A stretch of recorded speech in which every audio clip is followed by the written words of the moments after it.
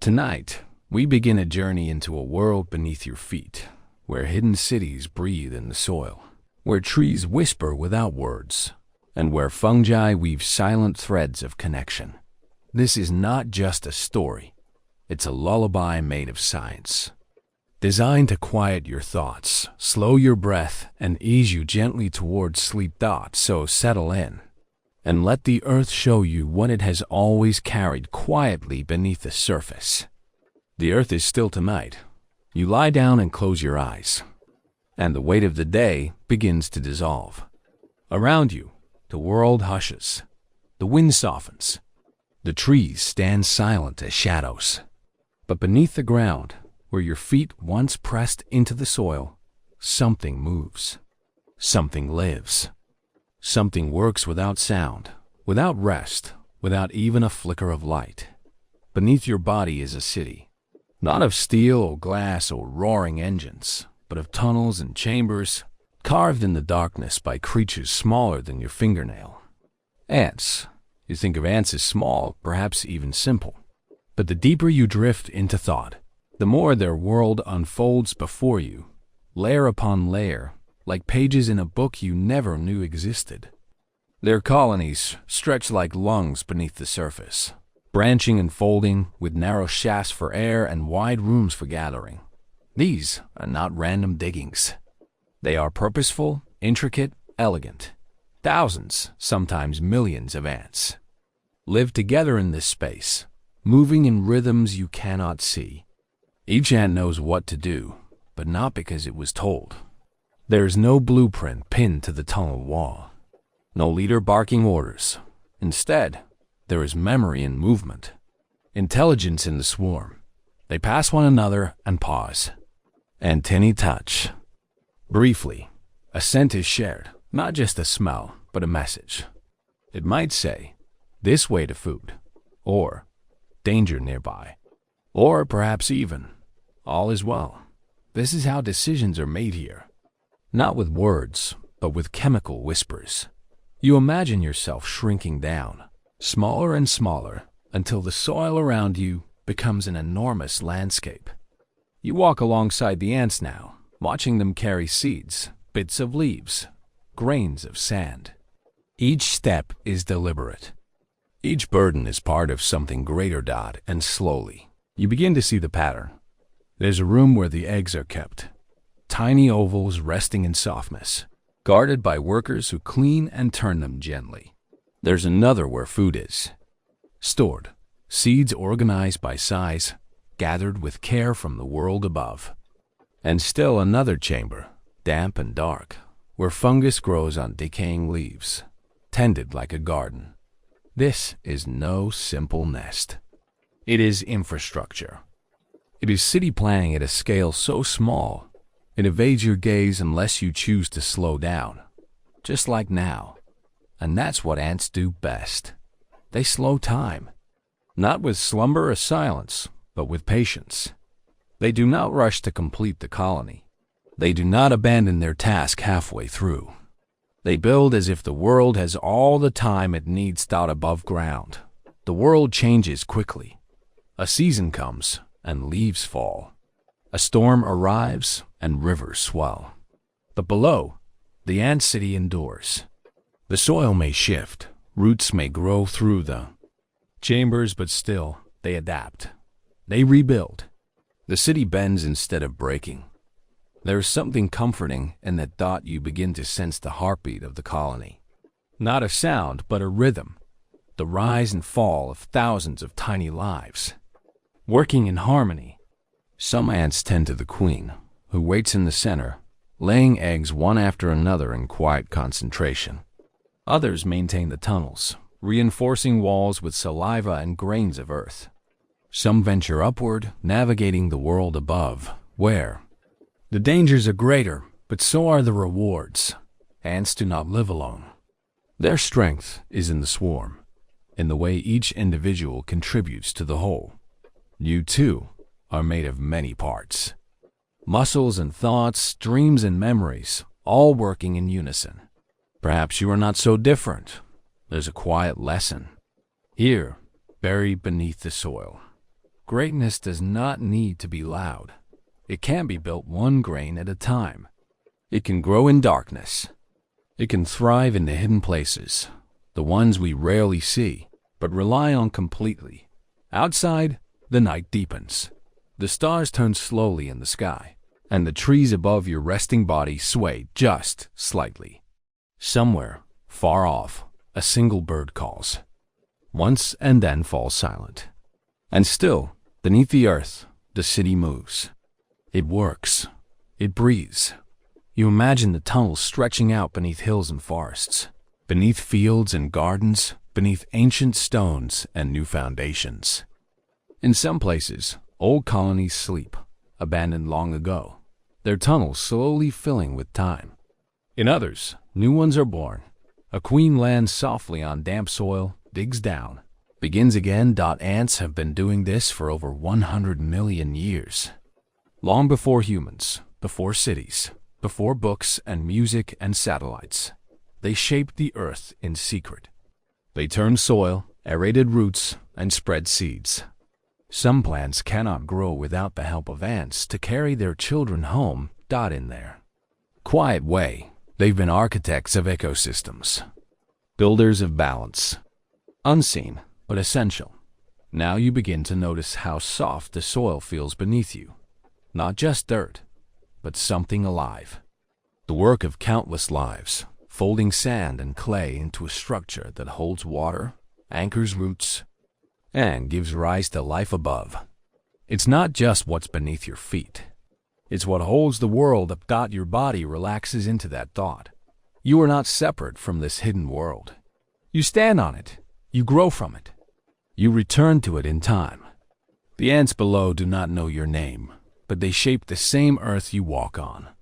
You are part of the same story, a quiet part, a necessary part. As you breathe in, the air feels slower. As you breathe out, the weight of the day melts a little more. And beneath you, the city continues, uninterrupted.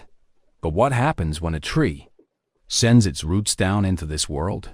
What happens when roots and tunnels touch, when two builders meet in the dark? You lie in the soft cradle of earth, and above you, a tree holds its breath. Its trunk rises like a pillar carved in patience, ringed with time and sunlight. Leaves rustle far overhead, stirred gently by winds that do not hurry. You feel the dappled light flicker across your skin, like shadows trying to speak in touch. But what you cannot see, what lies deep beneath your resting body, is where the tree's true voice begins. Its roots stretch out not in one direction, but many. Downward, yes, in search of water, in search of anchoring, but also outward, out toward other trees, toward fungi, toward something more than thirst. Beneath the ground, the forest is not a collection of individuals. It is a network, old, living, responsive. And the roots, slow-moving and unblinking, are more than plumbing. They are messengers. The tree speaks in chemicals. Each root tip explores the soil, tasting, testing, touching. It knows where the stones lie buried, where the richest patches of nutrients wait. But it also senses the breath of its neighbors, the nearby saplings just finding their footing. The older trunks it is known for decades. Through root-to-root contact, through thin filaments of fungus that weave between them, the trees murmur to one another. There is no noise, no movement, that your eyes could catch. But something is passed along. Information, warning, offering. If a tree is wounded, gnawed by insects or grazed by deer, it can release signals into the shed underground network. A whisper sent along fungal threads, alerting others nearby. And in response, those neighbors begin to change. Their chemistry shifts. They prepare their leaves, strengthen their bark, ready themselves for what may come. This is not communication in the way you speak. There is no grammar, no vocabulary. But there is intention. There is response. There is meaning. And if meaning can move underground, perhaps understanding grows there too. You imagine the tree's roots brushing the tunnels of ants, the city you visited only moments ago and thought. Do they recognize one another? Not as we do, not with eyes or names, but in some deeper way. A sharing of space.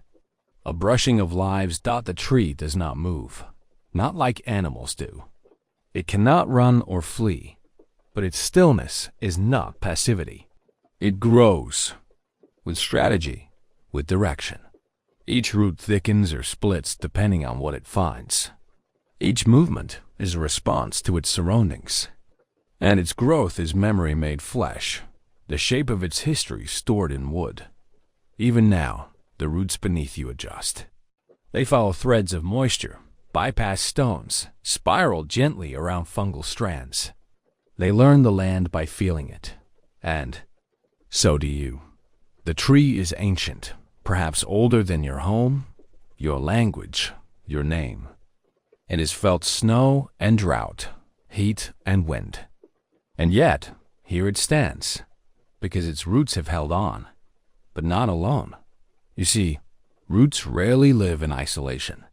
More often, they are part of a family, a web of related trees bound together not just by soil, but by a kind of trust. The mother tree, older, larger, feeds her young through this network, sending carbon and minerals through fine filaments no wider than a thread of silk. Saplings in the shade may not receive enough light to thrive. So the older tree gives, quietly, without flourish, a portion of her own stored light. Photosynthesis bottled into sugar, passes underground.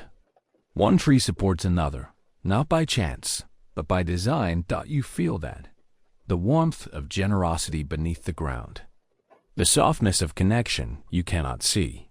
And not only kin, even unrelated trees may cooperate. In crowded forests, competition exists, yes, but so does collaboration. Shade is shared. Resources are balanced. Warnings travel across species. One tree's experience becomes another's survival. This is the forest's wisdom. Strength through togetherness. Resilience through connection. And in the center of it all, holding everything in place, the roots. Roots that remember. Roots that respond. Roots that reach as you lie still. The rhythm of your breath begins to match the slow growth below. Inhale, like roots drawing water. Exhale, like mycorrhizal threads stretching into darkness. Your body becomes part of the forest's pulse. You begin to understand. Life does not always declare itself. Sometimes it waits.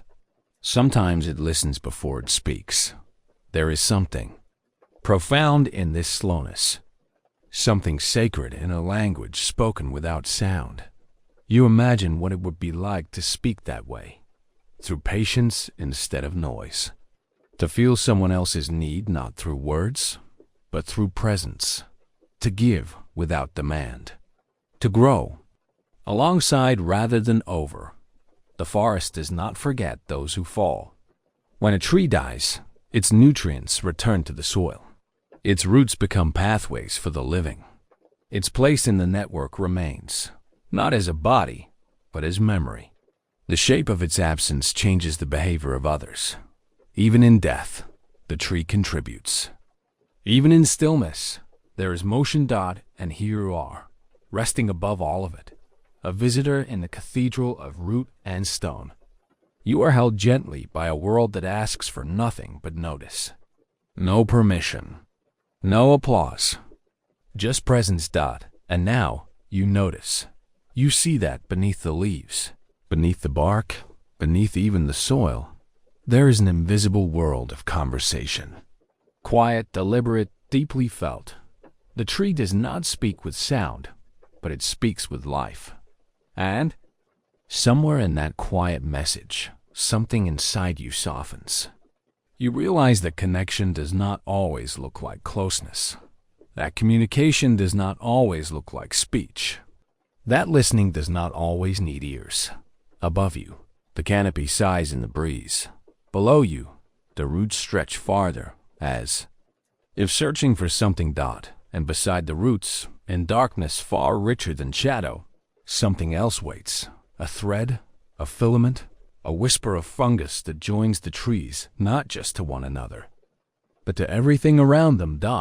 What if the roots are only half the message?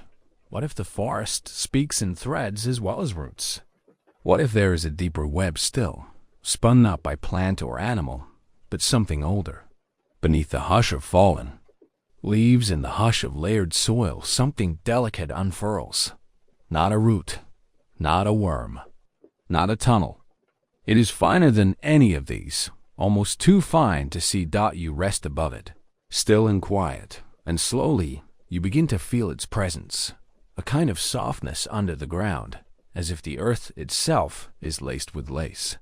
This is the fungal thread, the mycelium, the living web spun by fungi, stretching from stone to tree to insect to root, touching everything, owning nothing. Imagine the thinnest hair you've ever seen. Now imagine a thread 100 times thinner still, branching again and again like veins or rivers or capillaries. That is a hypha, a single strand. But fungi do not stop with one. They spin millions, billions, a tapestry beneath the soil. Not decoration, not chaos, structure. Wherever they reach, they make connection possible. These threads are how fungi eat, reaching into wood, into leaf litter, into fallen trunks and buried bone. They release enzymes like invisible keys, unlocking complex matter into usable parts. In this way, fungi digest the world. But they do not hoard what they consume. Fungi are generous. They share. And it is in this act of sharing that they become something more than DECOMPOSERS. They become architects of community. A fungus may connect to the root of a tree, not as a parasite, but as a partner. The tree gives sugar, born of sunlight and leaf. The fungus gives nutrients, phosphorus, nitrogen, minerals sifted from the soil. But what grows from this exchange is not just health. It is harmony. Now imagine not one tree, but a forest. 100 trees, 1,000. Their roots connected, not just to soil but to one another, through this web of fungus. A silent network, hidden in shadow, pulsing with information. Scientists sometimes call it the Wood Wide Web. But it is older, deeper, slower than the internet. It does not blink or beep or buzz. It breathes. Through the fungal thread, a tree can pass messages. If one is wounded, chemicals released into the mycelial network can alert its neighbors. The forest feels the injury, not just the wound, but the warning. In return, nearby trees can change. They thicken their bark. They alter their leaves. They prepare. Fungi carry this message like quiet couriers. No voice, no speed, but steady. You breathe in and imagine the forest beneath you glowing faintly. Not with light, but with purpose. A web of intention, looping through the land. You are lying on something vast and alive, but too humble to announce itself. And it does more than carry news. This network allows trees to feed each other. An elder may send nutrients to a struggling sapling nearby. A mother tree, in the autumn of her years, may nourish her kin beneath the canopy. The gift is invisible. The receiver may not even know from whom it came, but the giving is real. The mycelium remembers the shape of generosity. You begin to wonder, what if connection is the natural state of things? What if the forest is not many, but one? You picture yourself shrinking again, down, down, until you are walking along the mycelial threads like paths of silk. You pass tiny branching intersections where information travels. You pass junctions where a tree's root fuses with the fungal med. You feel the pulse of movement, not fast, not slow, but constant. Not all fungi connect with trees. Some live in the guts of insects, others in the bodies of dead animals. Some break down rock, others glow in the dark. A few even sprout mushrooms, the fruiting bodies you've seen in forests, rising from soil after rain. But even those are just the visible tip of something far bigger, like the apple to the tree or the wave to the sea. The real body of the fungus is underground, and it is always reaching toward nutrient, toward light, toward relationship. The male forest trusts it.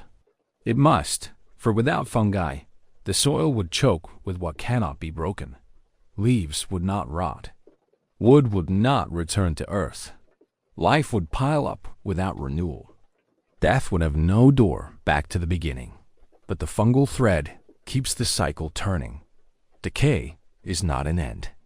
It is a process, a gift passed back to the land. Fungi make that gift possible. And in return, the forest grows. You shift slightly, imagining the hyphae below you weaving past your own weight. They do not mind your presence. You are not a disturbance. You are simply one more shape on the surface. One more breath in the balance. Even we, as humans, owe much to fungi. Yeast raises our bread. Penicillin heals our wounds. Fungi ferment. Flavor, fix. Some species even help clean oil from soil or break down plastic waste. Others form delicate partnerships with ants, who cultivate them in underground chambers like tiny farmers.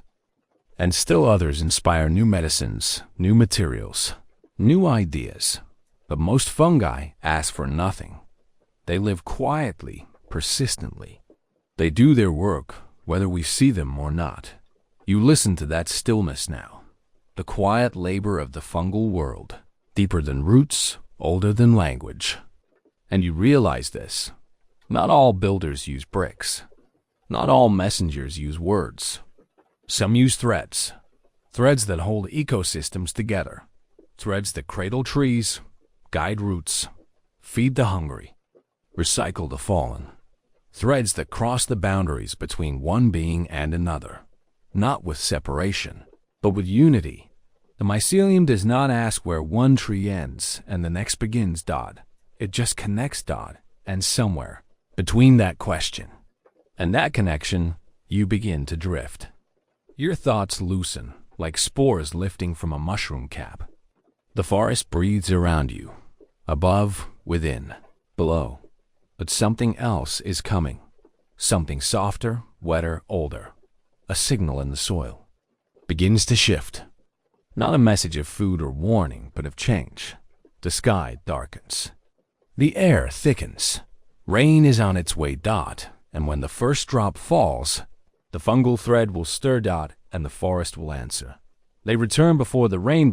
You see them first as a shimmer of motion at the base of a tree, almost like the ground has begun to ripple. Tiny bodies, dark and deliberate, moving in lines that seem both aimless and precise. Ants. They do not panic at the change in air. They do not rush, but they move with certainty, a kind of inner choreography that unfolds without conductor, without script. Each step is a part of a larger decision, one that no single ant could explain, yet every ant helps make.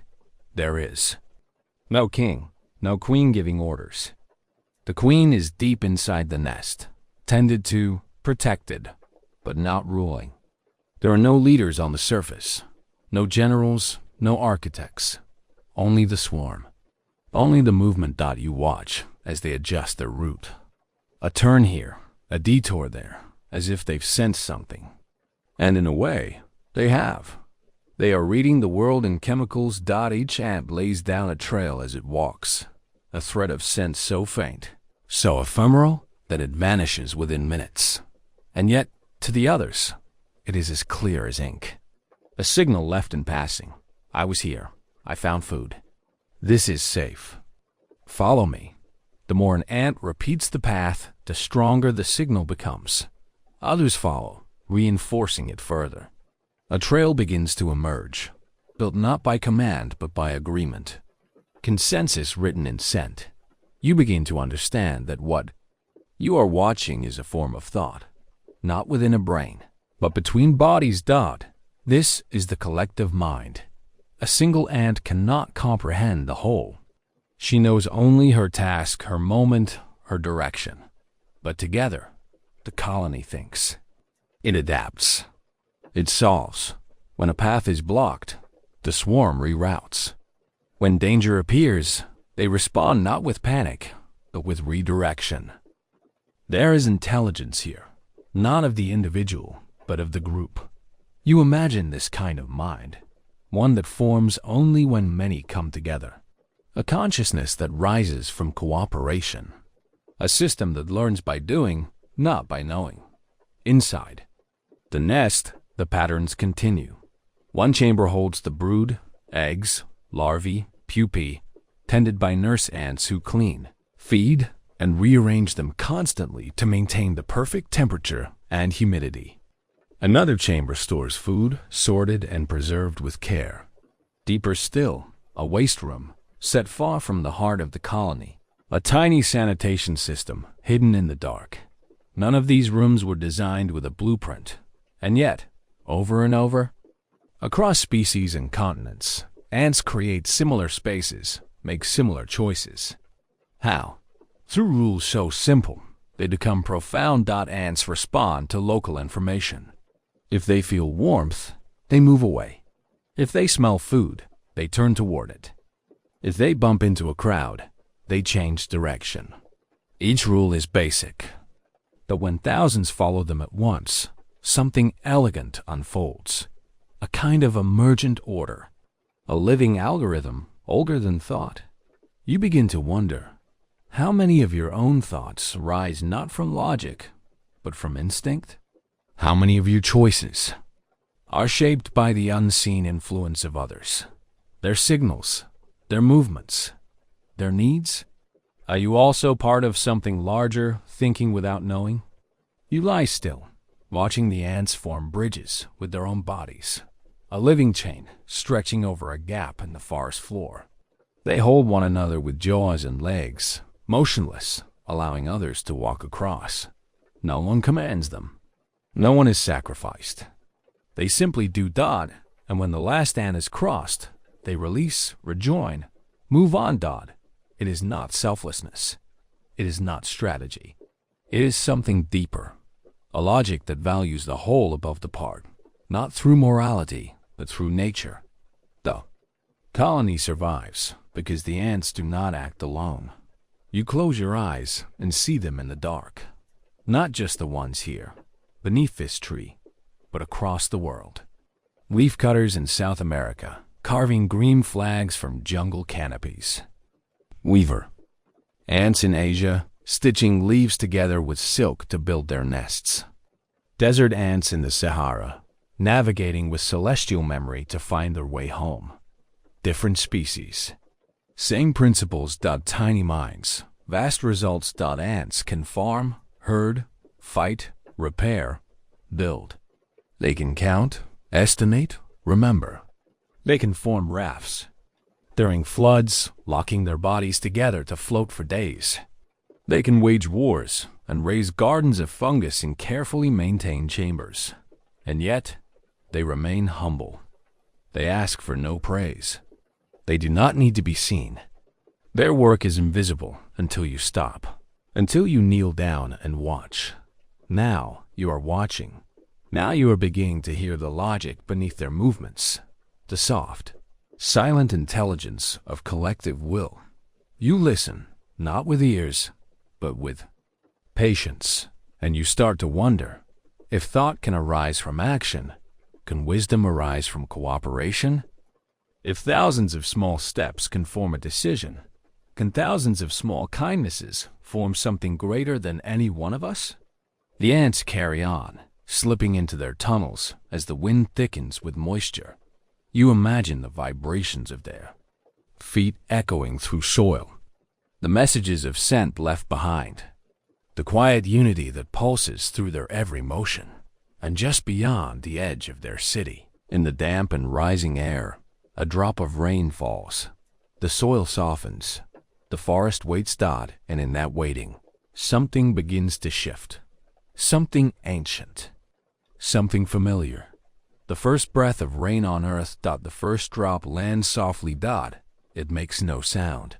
Only a feeling, a cool hush across warm soil, like the earth taking its first breath in hours. Then another drop, and another. A gentle pattern forms, not yet a storm, but a promise. A rhythm of renewal. You lie still beneath the darkened canopy, and you feel it begin.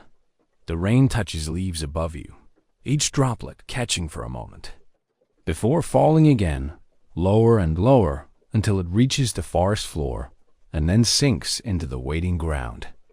It does not crash or claim. It seeps. It listens. The soil, dry for days, opens itself, and with this small act, the hidden world stirs. Rain is not just water. It is signal. It is change. It is invitation. Where one drop falls, roots begin to wake. Tiny hairs along their surfaces swell. Sensing moisture, they stretch. They drink. Fungi, waiting quietly in the dry dark, suddenly bloom. Thin threads of hyphae expand with ease, their tips pressing forward into new territory. Spores begin to swell, ready to rise. The air shifts. You inhale slowly, and in that breath is petrichor, the soft, familiar scent that comes when rain meets earth. It smells like memory, like something old returning. That scent, scientists say, comes in part from actinobacteria, tiny soil organisms that release it. When water frees them from stillness, even the microbes celebrate the rain. And so do the ants. Deep in their tunnels, they felt the weight of the coming water and the shift of pressure, and the taste of the air. Some colonies seal entrances with grains of sand, a temporary door. Others send workers up, scouting new paths softened by rain. Above ground, leaves shine. Ferns unfurl. Seeds that have waited weeks for moisture begin their secret work, splitting, reaching, growing. You sense the excitement in the stillness. Rain is not noise. It is nourishment. It is the forest's slow applause. Each drop carries more than water. It holds traces of the sky, of distant places, of minerals and nitrogen gathered during its descent. When it lands, it becomes part of the cycle, feeding the roots that feed the trees, that feed the air, that shapes the clouds, that make the rain. A loop, a lullaby. You feel it now, the softness of the ground beneath you, the way it yields slightly with each passing minute. The earth is soaking, and in doing so, it becomes more alive. And with that life comes conversation. Fungi quicken their communication, moving signals more easily along hydrated filaments. Trees respond, adjusting their chemistry as nutrients become more available. Ants change their foraging routes, drawn by the altered scent landscape. The world is not just reacting. It is adapting. It is choosing. Even the colors begin to shift. Bark darkens, moss brightens. Soil turns rich and red and black beneath the touch of rain. Everything sharpens for a moment, as if the whole forest is taking a clearer breath. You listen. The drops continue, steady and slow. Not a storm. Just enough to matter. And that is the miracle. Not the drama of a downpour, but the quiet revolution of a steady rain. This kind of water teaches patience. It enters the earth slowly, giving roots time to drink, fungi time to stretch, seeds time to swell. It does not flood. It nourishes, and in nourishing, it transforms. The rain knows every layer of the forest, from canopy to trunk to root to stone. It finds its way into every crack, every chamber, into the ant tunnels, into the fungal webs, into the tiny sleeping seeds buried beneath. Last season's leaves. It stirs what was waiting. And something in you stirs too. You feel the pull of change without hurry. The idea that growth doesn't always come in bursts, but in soft moments, spread quietly across time. That maybe it's not only lightning that awakens the world. Sometimes it's the whisper of water. The earth under you has begun to soften, to swell. It releases its warmth, like a sigh, as if it had been holding its breath through the dry spell. Now it exhales, gently, gratefully, and you, wrapped in stillness, are part of that breath, part of the change. You are not separate from this moment. You are its witness, its weight, its warmth. And though the rain is falling softly now, something else is building. For water unlocks more than roots and spores. It also stirs the soils. Deeper engineers, the ones with thousands of legs, the ones who eat what others leave behind, the ones who turn decay into structure. Somewhere below, in the darkened tunnels of the forest floor, the first centipede stirs. The rain lingers in beads, caught in moss and a spiral of curled leaves. Beneath you, the forest exhales. The soil breathes. You may not notice it at first. Air doesn't announce itself, but something beneath your resting body is shifting. The rhythm of gases moving through soil, the silent exchange of breath between earth and sky. And you are a part of it. The ground, once thought solid, is not so. It is a sponge, a passage, a lung. Between grains of sand and specks of clay, there are spaces, tiny voids that seem like nothing, but are everything. Air lives there, moisture, life, and it is in these narrow corridors, invisible to your eye, that the earth breathes with you. You inhale. Somewhere below, a root exhales, and deeper still, tiny creatures stir. The ones who shape these spaces. Worms glide blindly through their tunnels, pushing soil aside with damp strength. Their paths are more than passage. They are architecture. Every burrow becomes a channel for water, a home for microbes, a highway for air. As they move, they digest the world, leaving behind casts rich with life. Ants widen and reinforce their galleries, keeping chambers dry and pathways open. Beetles bore through rotting wood, and springtails flick between crumbs of decomposing leaves. Every motion opens space. Every dig deepens breath. This is not just dirt. It is living architecture. A granule of soil, something smaller than a pinhead, can hold thousands of microscopic beings. Bacteria that fix nitrogen from the air. Fungi that break down what no one else can. Protozoa that glide through films of water like swimmers in slow motion. Each one breathes in its own way. And together, they make your breath possible. For in this dark, fragmented world, oxygen is not simply stored.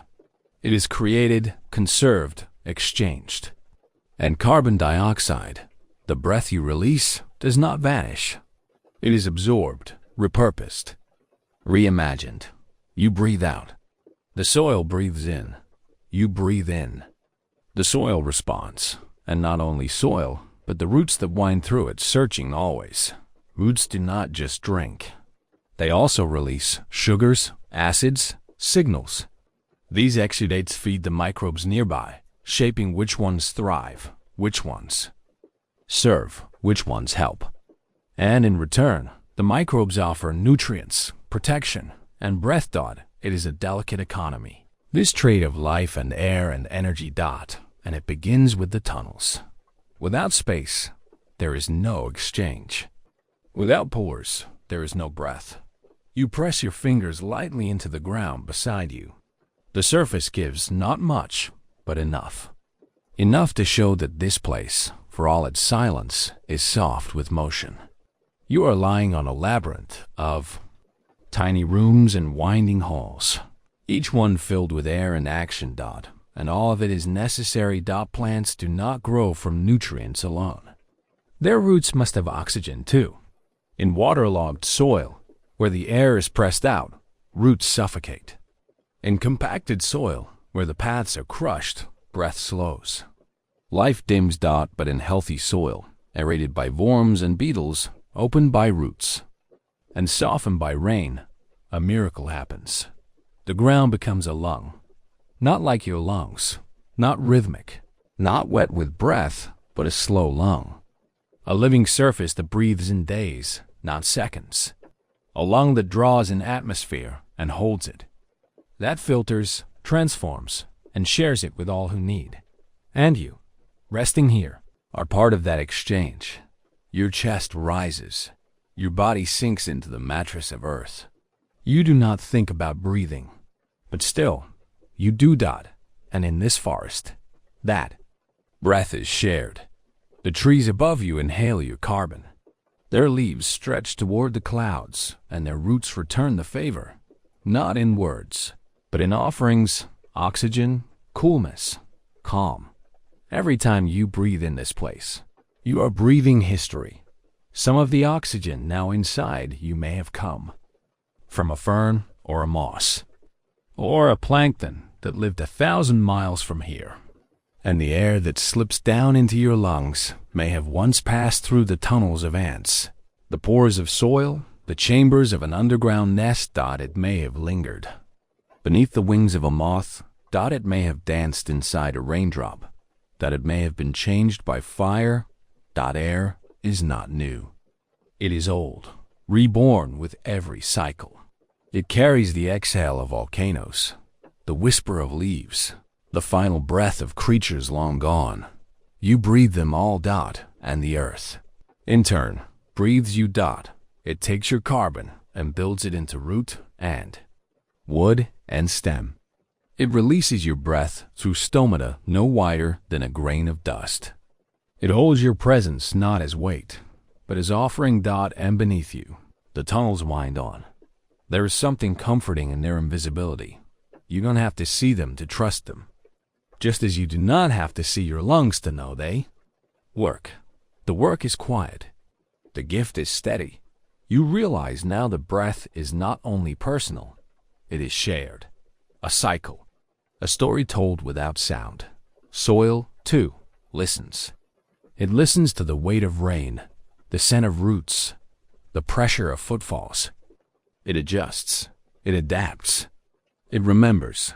You shift slightly, and the ground shifts with you. Not as reaction, but as accommodation. A welcoming. You are part of this world, not apart from it. And as you settle again, you feel the depth beneath you. The miles of airless rock, the cool pockets of clay, the ancient gases trapped in amber seams. But above that, within reach, is the breathing earth. Alive with motion, threaded with passage. There are creatures below who have never seen light. Creatures whose entire world is made of tunnels, darkness, and breath. And among them is one who has begun to stir. A shape with many legs. A body built for soil. A silent sculptor of the underworld. Sensing the new wetness in the ground. The centipede. The rain has passed now. Only a quiet dripping remains, soft punctuation in the silence, echoing down from leaf to leaf. And beneath you, the soil settles, cooled and damp, holding the breath of 1,000 things. You lie beside a tree. Its trunk rises slowly, not as a pillar, but as a presence. Steady, patient. It has stood here longer than you've been alive, maybe longer than your grandparents. And though it says nothing, it knows. Because a tree remembers. Its memory does not speak in words or thoughts. It speaks in layers, in rings of growth. In the thickness of bark, the shape of branches, the angle of its lean. Each part of its body is an archive. You press your hand to the trunk, and though it does not pulse, you can feel its life, a quiet humming just below the surface.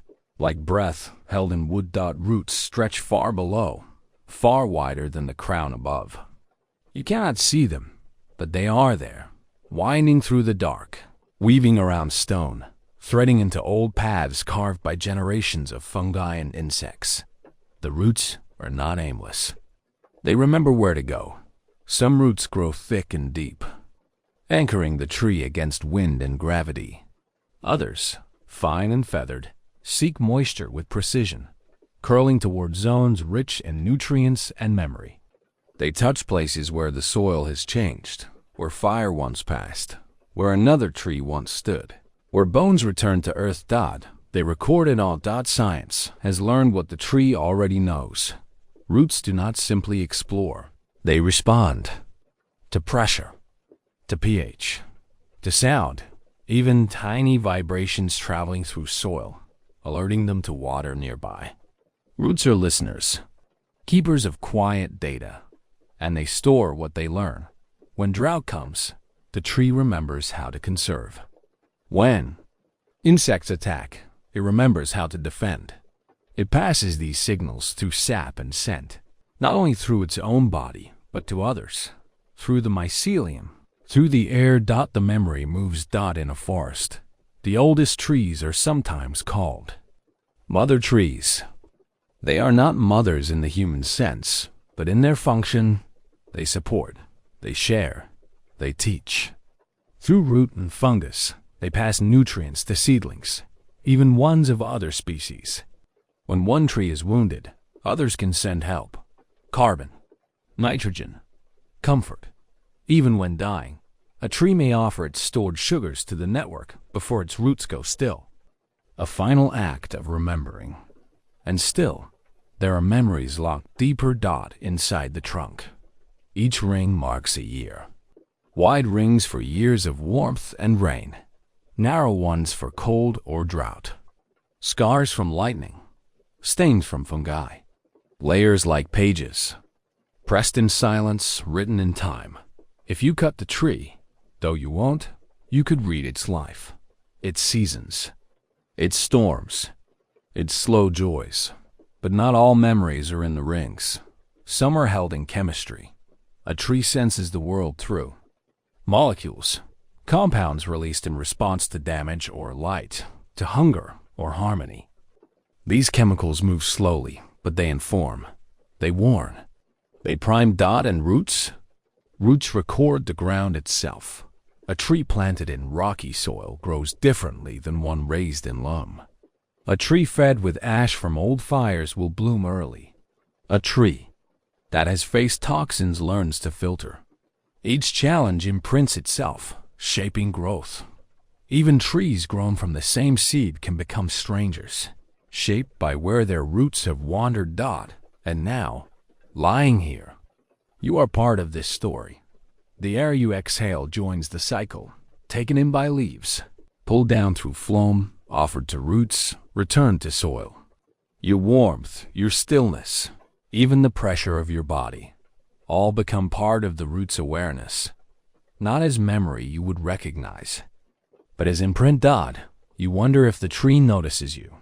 Not with eyes, not with thought, but with some other sense. A shift in carbon, a faint electric field, a change in the soil's weight. Perhaps you are already recorded. A soft entry in a quiet archive. And as you lie there, something else becomes clear. Trees pass memory not only down to the soil, but forward to the next generation. Saplings grown near an old tree grow slower, steadier. They share fungal partners, inherit chemical defenses, learn through root touch and shared water. Even fallen trees continue the memory. As they decompose, they feed the roots of others. Their wood holds moisture, shelters insects, offers passage. For fungi, a dead tree is not erased. It becomes a sentence that continues in other voices. Nothing is lost. And you, too, are not separate from this. You are made of memory. The breath of old trees, the atoms of ancient soil, the warmth of fires you've never seen. Your body holds minerals from oceans that dried long ago. Your bones remember stars. You are a tree's relative. And like the tree, you remember in layers of skin, of story, of silence. The roots beneath you are still tonight, but not asleep. They are listening, recording, waiting, because change is always near. A shift in season, a scent in the air, a shadow overhead, and the tree will remember that too. You open your eyes to stillness. The forest has returned to quiet. The rain is memory now, resting in droplets on leaves, pooled in creases of bark, soaked deep into the softened earth. And all around you, something gentle begins, the work of balance, There is no grand ceremony, no thunder, no music. Just a slow undoing, and then renewal. A leaf falls near your shoulder, drifting in slow spirals, light as a sigh. It lands among thousands of others, part of the forest's quiet currency. Nothing dramatic, but in the eyes of the forestess is everything. Because here, nothing is wasted. Every fallen leaf becomes food. Every broken twig becomes shelter. Every moment of decay is also a beginning. It is not destruction, but transformation. A pause before something else begins.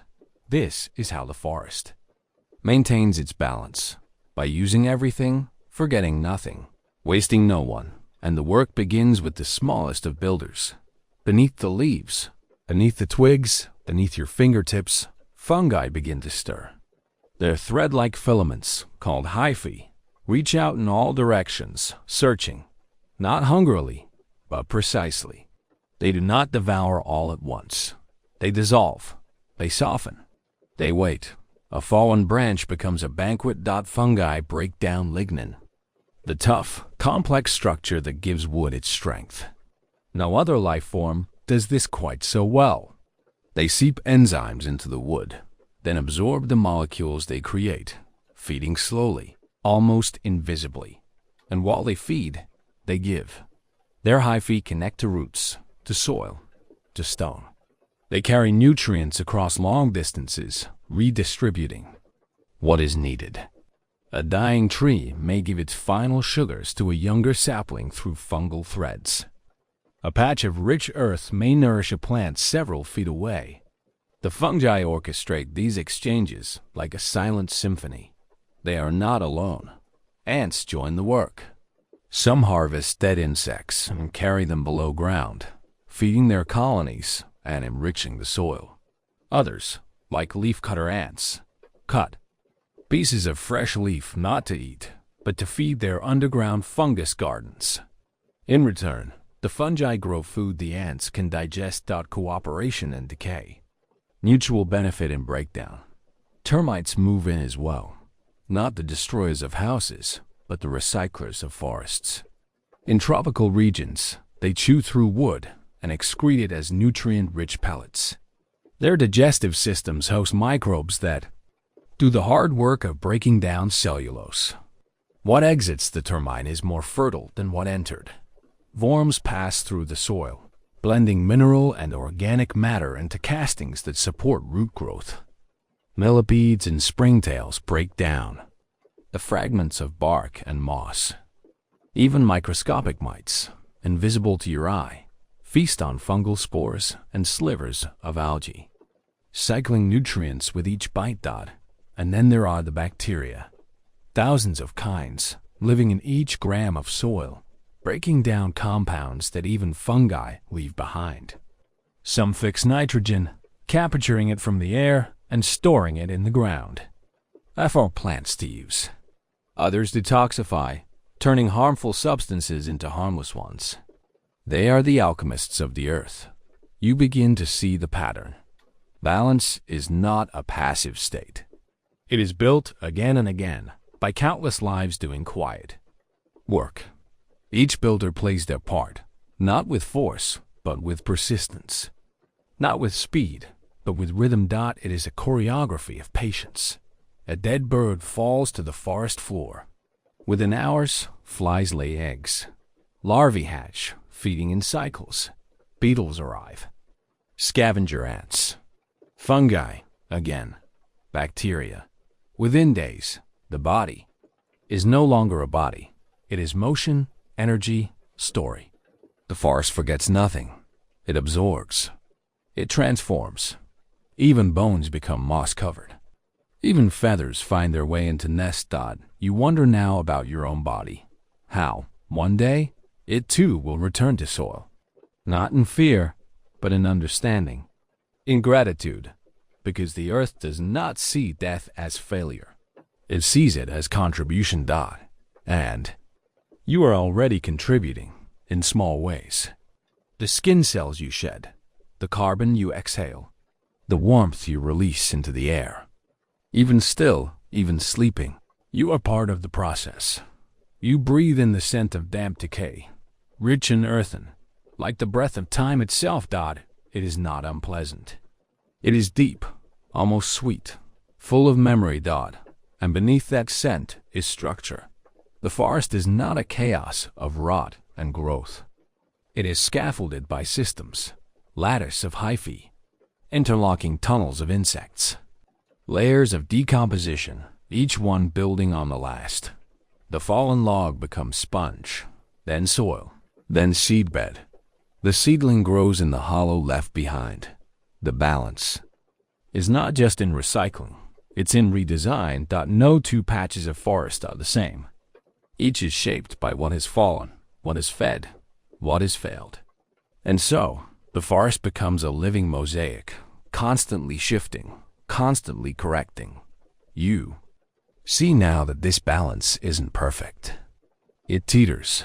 A windstorm may knock over trees. A fungus may spread too fast. A drought may linger.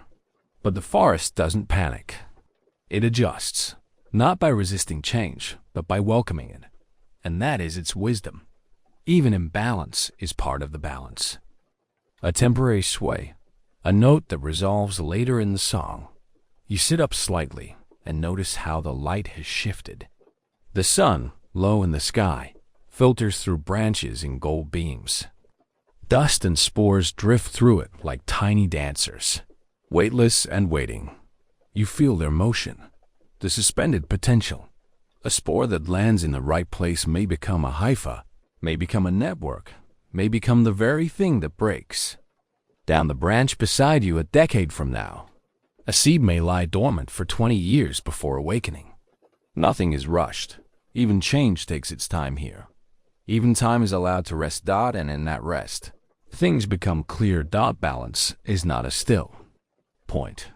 It is not perfection. It is motion, slow, constant, beautiful. A return that never ends. A conversation between what was and what will be. And you, sitting quietly in this place, are both. You lie still, softened by sleep and soil. Around you, the forest moves without sound. Beneath you, something ancient hums, not in music, but in meaning. A slow conversation, carried through roots and threads older than the trees themselves. This is the place of trade. But no coins, no contracts, only trust. A root reaches outward. It presses into the dark, feeling for something familiar. And there, it finds it, a thin strand of fungus, stretching like a wire through the soil. The touch is light, but it is enough. A partnership begins. The tree gives sugar, a gift made from sunlight and air, drawn down from its green crown and delivered to its roots. Sweet, warm energy, the currency of the forest. The fungus, in return, offers minerals. Phosphorus, nitrogen, zinc, things the tree cannot always find alone. This is the silent trade. You may not hear it, but it is everywhere. Nearly 90% of all plant species form partnerships with fungi. These are not rare alliances. They are the rule. A tree does not stand alone. Its survival depends on its connections. The threads of fungi, called hyphae, weave outward into the soil, branching again and again, forming networks that extend far beyond what roots can reach. They are smaller than a hair's width, but longer than you imagine, stretching meters, sometimes kilometers, under the forest floor. And every thread carries the memory of trade. Fungi are expert foragers. They sense the slightest shift in soil chemistry, the faintest drop of moisture. They know where minerals gather, where nutrients sleep. And when they find them, they carry them, not for free, but for exchange. You breathe deeply. You feel their patience. This network is sometimes called the wood wide web, a living lattice of connection. But it is more than a metaphor. It is function. It is cooperation. It is trust with rules. The tree sends sugar to the fungus, but not all the time, and not to every thread. It chooses. It measures. Some fungi give more, and they receive more. Others hoard, and the tree stops paying. This is not blind generosity. It is balance. Even underground, fairness matters. And it is not only tree and fungus in this quiet economy. Fungi connect trees to each other. A birch may feed a fir. An old tree may share with a seedling. Signals of stress, drought, disease, danger can pass through fungal threads like whispered warnings. You can't help but wonder, is this cooperation or competition? The truth is both. A tree may support another today and shade it tomorrow. A fungus may help now and ask for more later. There is no perfect harmony, but there is persistence. And in that persistence, the forest grows. You picture it now, a cross-section of soil beneath your resting form. Roots winding like veins, fungal threads fanning out like delicate lace, nutrients traveling, invisible but essential. A hidden economy, thriving beneath your body's weight. Even now, trades are happening, and not just one at a time, a single. Cubic inch of healthy forest soil may contain miles of fungal thread, tangled, intelligent, alive. One fungus might connect with multiple trees. One tree might host several fungi. The network is dense, complex, resilient. If one thread is broken, another takes its place. And all of it happens in silence. No noise. No light. Only contact. Chemistry. Exchange. You imagine what the world would look like if you could see the mycorrhizal networks glowing beneath the ground. A map of soft light, trees pulsing at their cores, threads radiating outward, branching and merging like rivers of breath. Would be beautiful. It would be alive. And you, lying quietly here, would be resting atop one of the most intelligent systems on Earth. Not in thought, but in behavior, in memory, in care. Because fungi remember. Not in stories or names, but in flow. Which roots? Reward them. Which soils feed them? Which trades fail? Their networks strengthen over time, adjusting, optimizing. They grow toward what gives and away from what takes. The forest learns through them, and when a tree falls, the trade does not end. The roots still carry sugars for a time. The fungal threads continue to share nutrients with others nearby. Even decay becomes transaction. The fungus may shift roles, from helper to decomposer, breaking down the dead wood and redistributing its wealth. Every stage has its trade, and you begin to realize balance is not just built by decay and recycling, but by relationships that endure and adapt. In the human world, we speak of markets and systems, of supply and demand. But here, underground, there is something quieter, something softer. A web of decisions, made moment by moment, based not on profit, but on need and give. The forest does not hoard. It moves. It flows. It remembers who shares. And in that memory, it survives.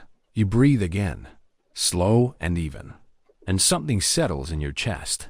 A peace, a knowing, that even in this vast, wild system, trust exists. Even in the dark, things work together. Even without a voice, the forest speaks fairness, and you too are part of that story. Every breath you take changes the chemistry of the air. Every step you walk shifts the ground beneath you. Every fallen hair, every flake of skin, every grain of your presence becomes part of the exchange. Nothing here is still, not even you. And just beneath your resting body, the fungal threads continue their silent work, wrapping around roots, reaching toward stone, remembering what matters. Somewhere deeper, farther out, they touch something else. Not a tree, not a root, but a beetle's leg. A signal passes. A new trade begins. It begins with a flicker. Maybe a lightning strike in a dry field. Maybe the heat of the sun, pressing too long on brittle grass. Maybe something small like a spark, unexpected, quiet, but it spreads. fast, fierce, bright dot, and the forest burns. Flames race along the ground, licking bark, leaping branch to branch. Leaves vanish into smoke. The air itself shifts, heavy, thick, and fast-moving. Animals flee. Insects dive deeper. Roots wait in silence. You imagine it now, lying in this place where green has returned, but remembering the heat that once passed through Dot at first glance. Fire seems to only destroy. Charred stumps, blackened soil.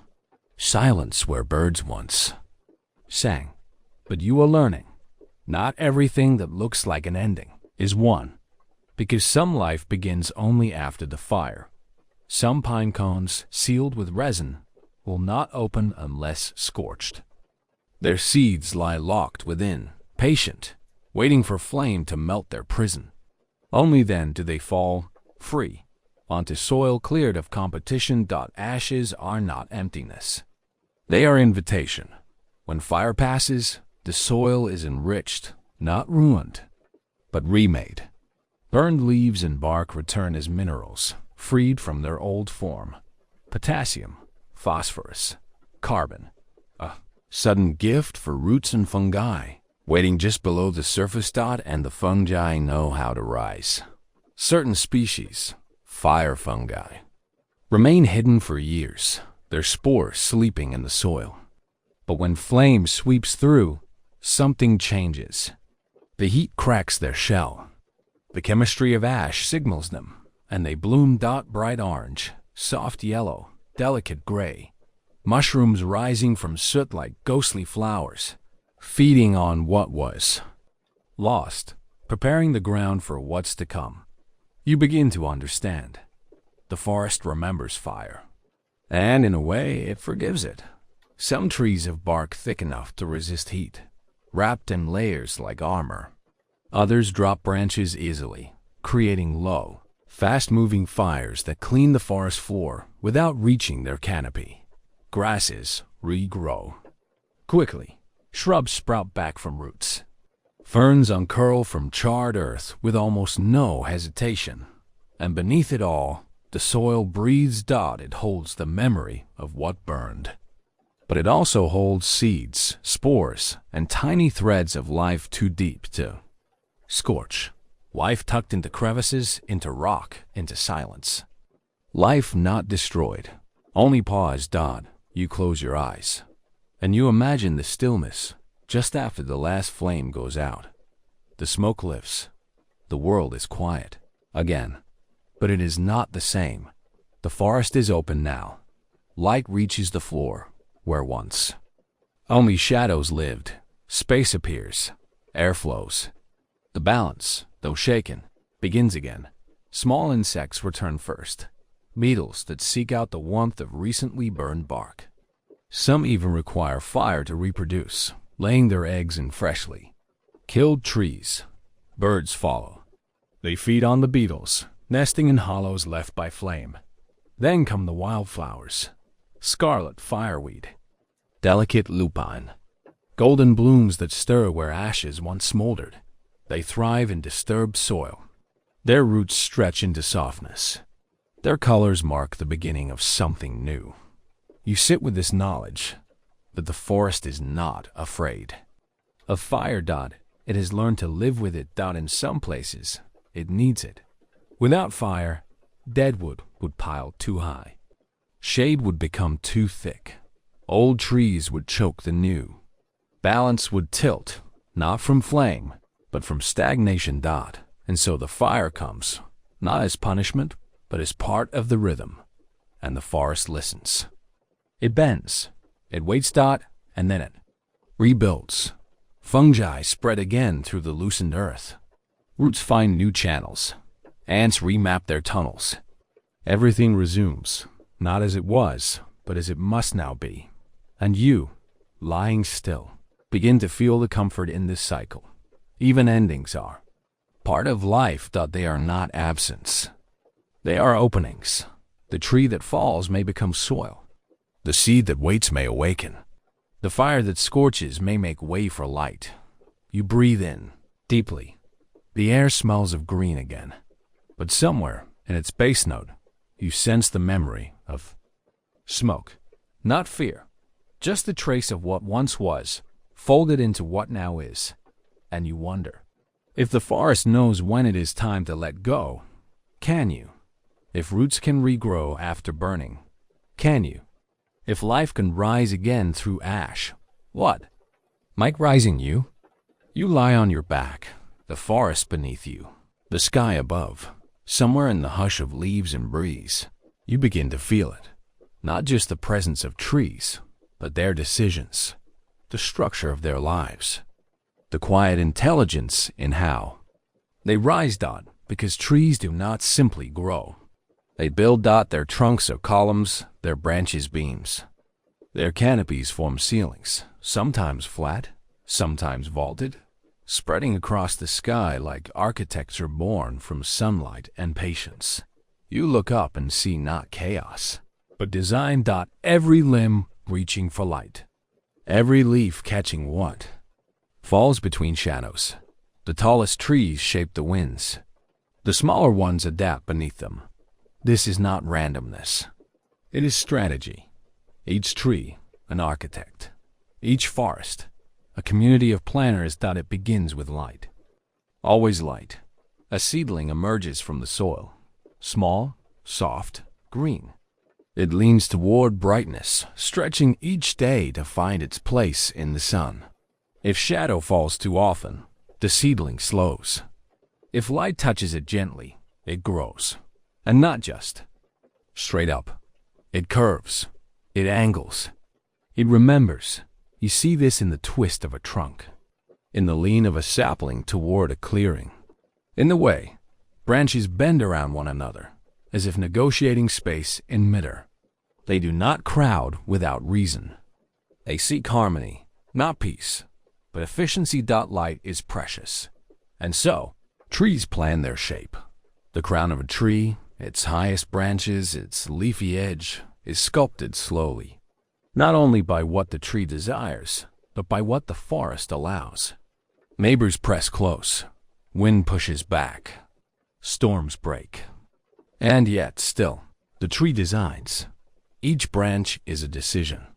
Lower limbs are shed when light no longer reaches them, a form of letting go that serves the whole.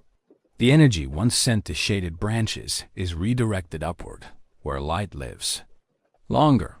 This is pruning, but from within. No gardener, only instinct. And in this sculpting, trees influence more than themselves. They shape the sky, the canopy. That broad, layered roof above your resting body is not just a place of leaves. It is a system, a buffer, a boundary. It filters rain, diffuses sunlight, holds warmth. It slows wind and softens sound. You hear it now, the whispering rustle, the layered hush. Not silence, but softness. A tall tree might host hundreds of species. In its upper world, mosses carpet its limbs. Orchids nest in its crevices. Ants crawl along its bark.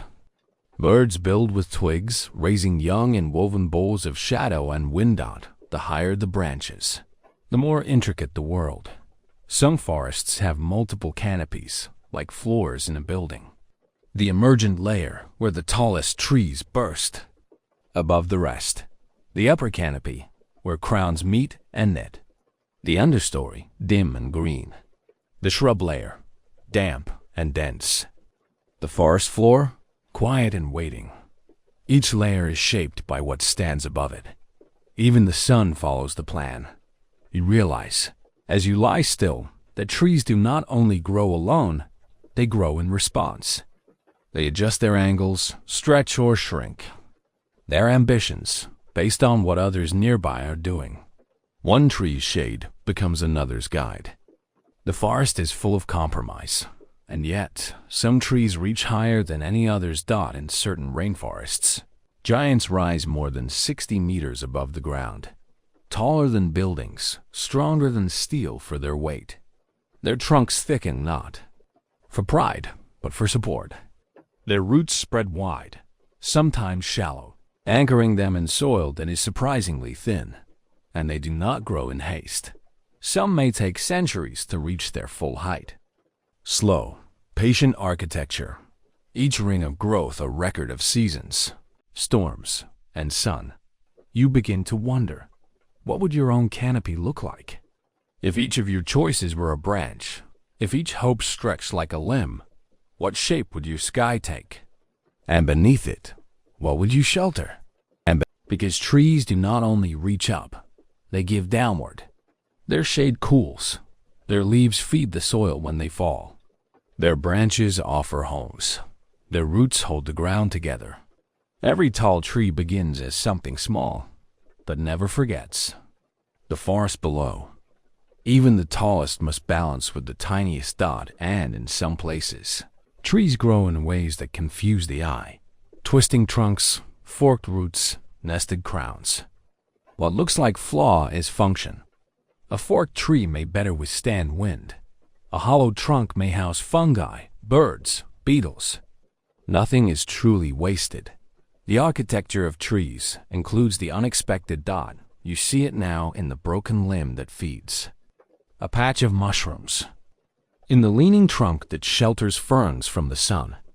In the roots that rise and twist, lifting from soil like sculptures made by time and tension. Even absence has a role. Even space is structure. And so the forest becomes not just a place, but a plan. Layered, living, always adjusting. Each tree contributing to the collective shape. Each canopy a voice in the silent conversation of form. The wind picks up gently. You watch as branches sway, not stiff, but supple. Built to move, not resist. Flexibility as wisdom. Not weakness, but endurance. And you think, perhaps the tallest. Things must also be the most adaptable, because the sky changes, and trees must change with it. They do not stop building. They never declare themselves finished. A branch may grow for 50 years, only to break in a storm. And still, the tree continues. A bud may reach and miss the sun, then try again next season. No rush. No shame. Only rhythm. You close your eyes now and feel the forest canopy above you.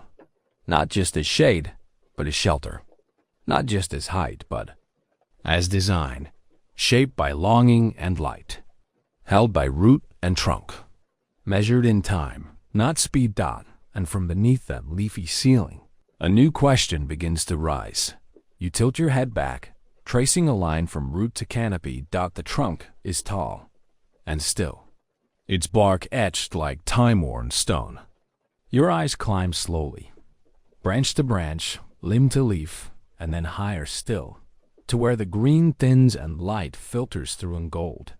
It's quiet here, not empty, just suspended. And then, a movement. Small, quick, purposeful. A glint of activity in high green. Ants, but not on the ground where you first met them. Not in the soil, in their cool tunnels or shaded cities. These ants live above. They are canopy dwellers. The ants of the sky. You follow them not with feet, but with thought. Drifting upward on a thread of curiosity. What brings a creature so tied to earth into the arms of the air? A leaf trembles, not from wind, but from purpose. One ant moves, then 10, then hundreds. Each one carrying something, a thread of silk, a bite of leaf, a scent from a path no human could ever trace. They do not fall. They build. Some ants stitch leaves together, pulling edges tight with silk spun by their larvae. A living needle and thread. The larvae do not resist. They're part of the design. Cradled in mandibles, they release a glue as fine as spider silk, bonding leaf to leaf. You imagine the nest, green and alive, gently pulsing with heat, with breath, with effort. It sways as the branch sways. It bends with the wind, but it does not break. These are weaver ants, architects of the air. You picture their cities, not dug, but folded. Suspended, not sunken. Their walls are made of leaves. Their doors are gaps in the green. Their hallways are the thin lines between branch and sky. And inside, life continues as it always has. There are scouts who roam the canopy, mapping the best paths for food. There are guards who bite with fierce jaws, defending their homes from intruders. There are workers who care for the brood, who carry water, who raise each other's young dot. It is a society shaped by instinct and reinforced by scent. Because ants do not speak. They signal. Each trail is marked with pheromones, invisible chemicals, left behind like soft footprints. Here is food, says one trail. Danger, says another. And every ant listens, not with ears, but with antennae, those fine, dancing limbs that read the world like braille. They follow these lines across twigs and leaves, tracing highways only they can see dot, and the forest allows it. Because ants do more than build.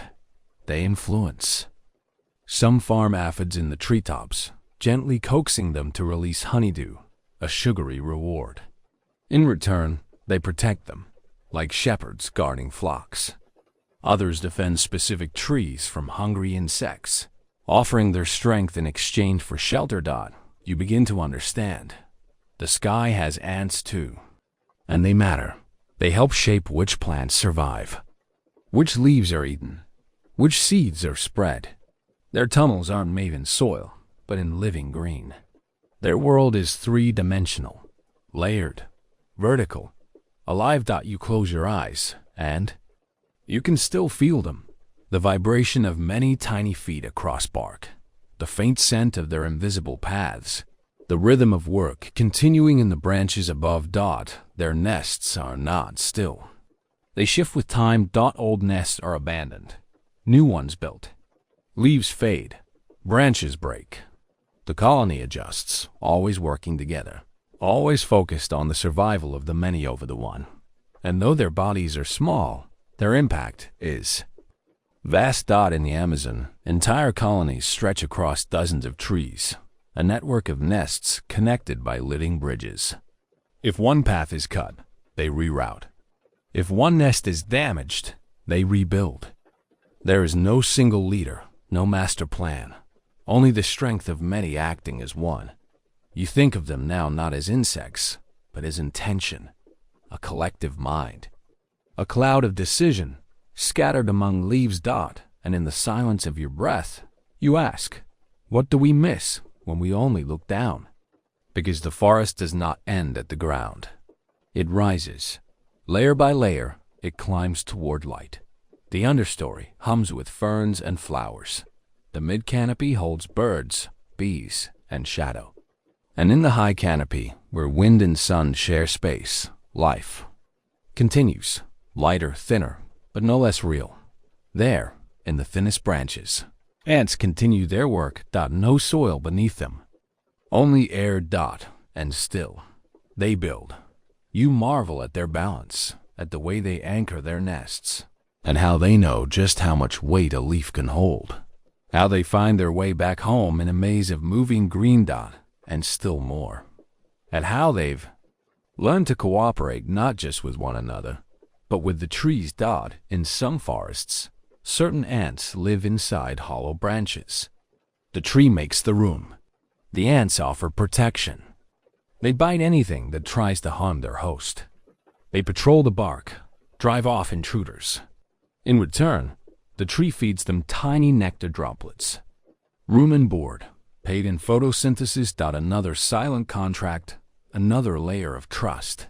You see now, these aren't just ants. They are caretakers, tenants, defenders, gardeners of the canopy. And they do not need your notice. They only need the forest. Still, now that you've seen them, you can't unsee. Your understanding of below and above has shifted. You no longer think of Earth as flat. It grows in stacks, in layers of sound and scent and softness. Life folds upward, not just outward. The trees are not alone in their reaching. You take a slow breath, and the thought lands gently, that wisdom may rise just as often as it sinks. And up there, where the green thins into gold, the ants continue, building not from stone or soil, but from silence, movement, and thread. And somewhere nearby, one of them pauses, antennae lifted, reading the wind for something more. Beneath the soil, in the hush where roots drift and stones sleep, there is a chamber, no larger than your hand, dark, still, damp. At first glance, it seems like emptiness, but something lives here. Not a nest. Not quite. A garden. You peer closer. The walls are smoothed with care. The ceiling glistens faintly. And in the center, a pale living sprawl. A fungus, fine, white, tender, stretching across the surface like threads of breath woven into lace dot and tending it. Ants. You've followed these ants before, through leaves, across bark, into tunnels that disappear. But now, you pause with them here, not to watch them fight or forage or follow trails, but to watch them care, because some ants are farmers. And this is their crop. They are known as leafcutter ants, though cutter feels too sharp a word for what they truly are. You've seen their trails, long lines of green fragments carried in their jaws like flags. Leaves not eaten, but brought home. Not for food, but for something deeper. They do not eat the leaves. They feed them to the fungus inside their colony. The ants carefully clean each bit of leaf. They chew it down to pulp, not to swallow, but to prepare. They place this paste onto the fungal bed, and in return, the fungus grows, creating swollen tips the ants do eat. You pause, letting the rhythm of this truth settle in your chest. Ants growing food, not stealing it, cultivating it. It feels ancient. It is. This partnership between ant and fungus is older than most forests, older than cities, older than memory. For over 50 million years, they've done this together, generation after generation. No written plan, no spoken promise. Just repetition, just pattern, just deep, unbroken trust. And it works. The fungus cannot live without the ants. Left alone, it withers. It depends on the ants to feed it, clean it, protect it. The ants depend on the fungus in return, not just for food, but for the survival of their colony. They are bound, not by dominance, but by balance. You feel it as you listen. This is not just survival. It is stewardship. The ants do more than tend. They defend. If another fungus invades, a mold, a threat, they remove it. Some even carry helpful bacteria on their bodies. Bacteria that produce natural antibiotics to keep their gardens clean. They walk with medicine. They prune with care. They preserve their harvest. In this dark, hidden chamber, life echoes in miniature. Ants work in shifts. Some cut, some carry. Some feed the fungus. Some groom it. Others tend the young, soft, white larvae nestled in separate chambers, waiting for warmth and food. All depends on all. There is no overseer. No command. Only collective will. Only ancient rhythm. And now, as you watch this small miracle unfold beneath your resting body, you begin to feel something shift in your understanding. If ants can farm, if fungi can be cultivated, if underground rooms can hold something as gentle as care, what else might live in places you've overlooked? Because this story is not just about farming. It is about cooperation. It is about coevolution. Two species shaping one another over time, not through force, but through intimacy. You wonder, who found whom first? Did the ants discover the fungus? Or did the fungus, waiting in silence, offer itself to them? You imagine that first meeting, ancient and tentative. A curious ant bringing a bit of chewed leaf into its den, a fungal spore catching hold. Growth, return, the spark of symbiosis. Not every attempt would succeed, but those that did stayed. And now, countless generations later, the ants are born. Knowing their role, they do not need to be taught how to farm.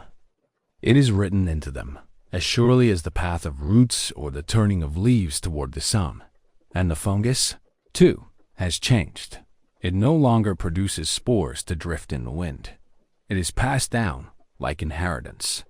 A colony fragments. Queen carries a piece of fungus in her mouth as she flies to start anew. Not just bloodline, but fungal threadline. They bring their garden with them.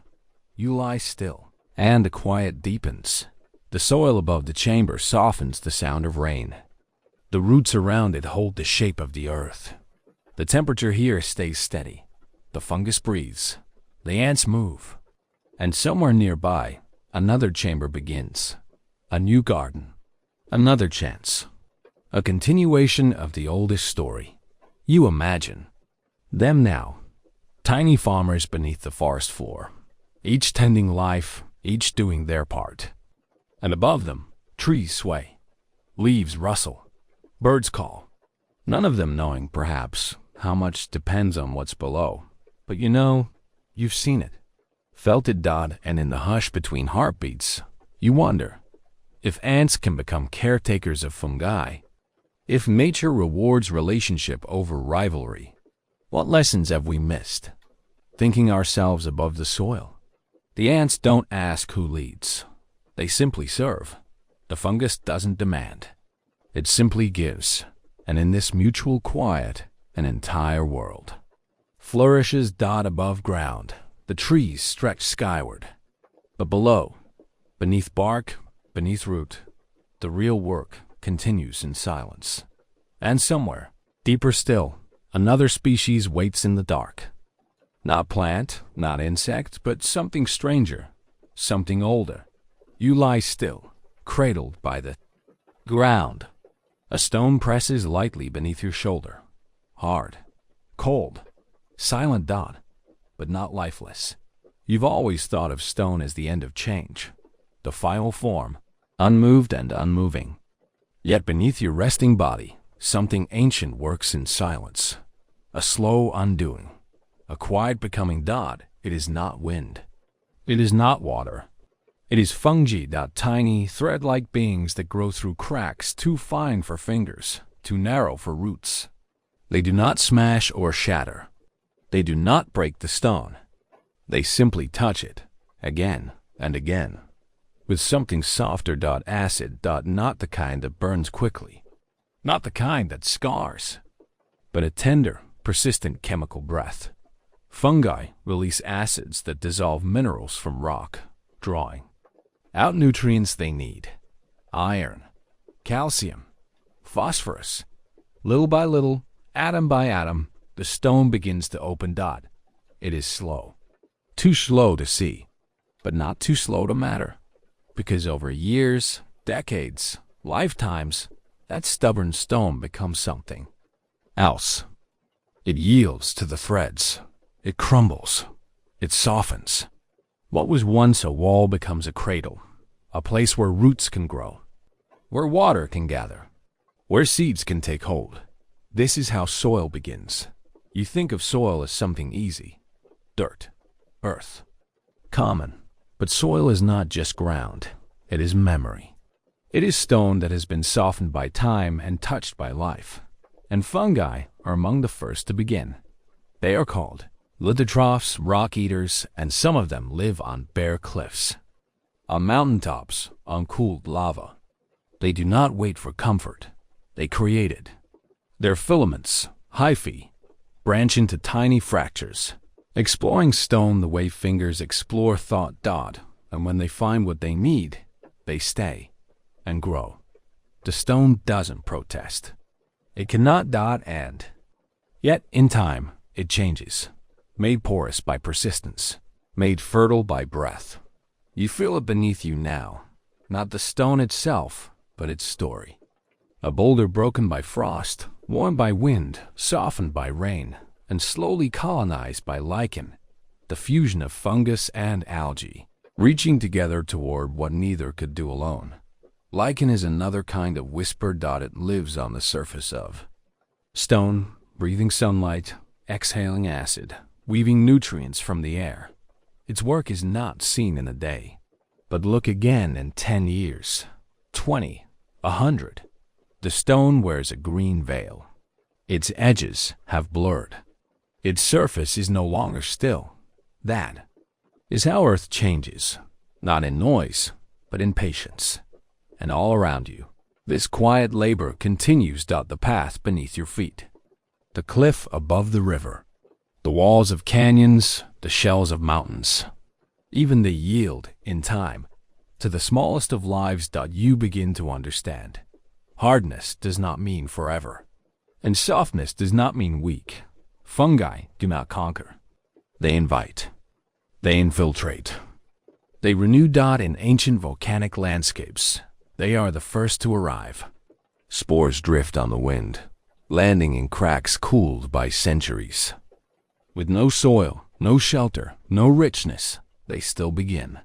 And in their wake come mosses, then grasses, then forests. All built on stone that once was untouched, unwelcoming, unkind. And now, under the cover of your breath, you feel the resonance of this truth. You too carry stones. Some shaped by time, some by grief, some by forgetting. And yet, what if change begins not by breaking those stones, but by softening them? By touching them slowly with understanding. By releasing what no longer nourishes. By drawing out what still might. Fungi remind you that transformation does not always roar. Sometimes it whispers. Sometimes it takes the form of waiting, of returning, of gently insisting. There is something sacred in that slowness. In this moment, the stone beneath you doesn't feel as heavy. It feels alive. You imagine the future, 1,000 years from now. The stone you lie on today may become part of soil. That soil may feed a tree. That tree may hold a bird. That bird may drop a seed. A cycle, begun in silence. And if you could listen closely enough, deep enough, you might even hear it now. The crumbling, the mingling, the letting go. You breathe, and the air tastes slightly of earth, slightly of change. There is peace in knowing that even the hardest things do not last unchanged. There is hope in watching how the softest things can begin the deepest work. You do not rush this understanding. You rest with it. And in that resting, something inside you softens. Because beneath the surface of thought, as beneath the surface of stone, there are tiny threads weaving their quiet way forward. And perhaps, just perhaps, one of them has found a seed. The world is never silent, even when the wind holds its breath and birds hush their songs, even when leaves lie still and soil seems to sleep. There's a language moving through the air, through the ground, through the unseen spaces between all living things. You do not hear it with your ears, but you breathe it. You feel it. It is the language of chemicals.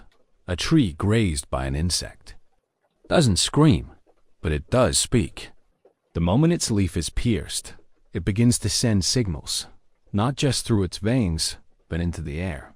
Invisible molecules drift outward, like whispered warnings. Something is wrong. I am under attack. Other trees nearby, siblings, strangers, detect the change. They read the message, and many of them respond.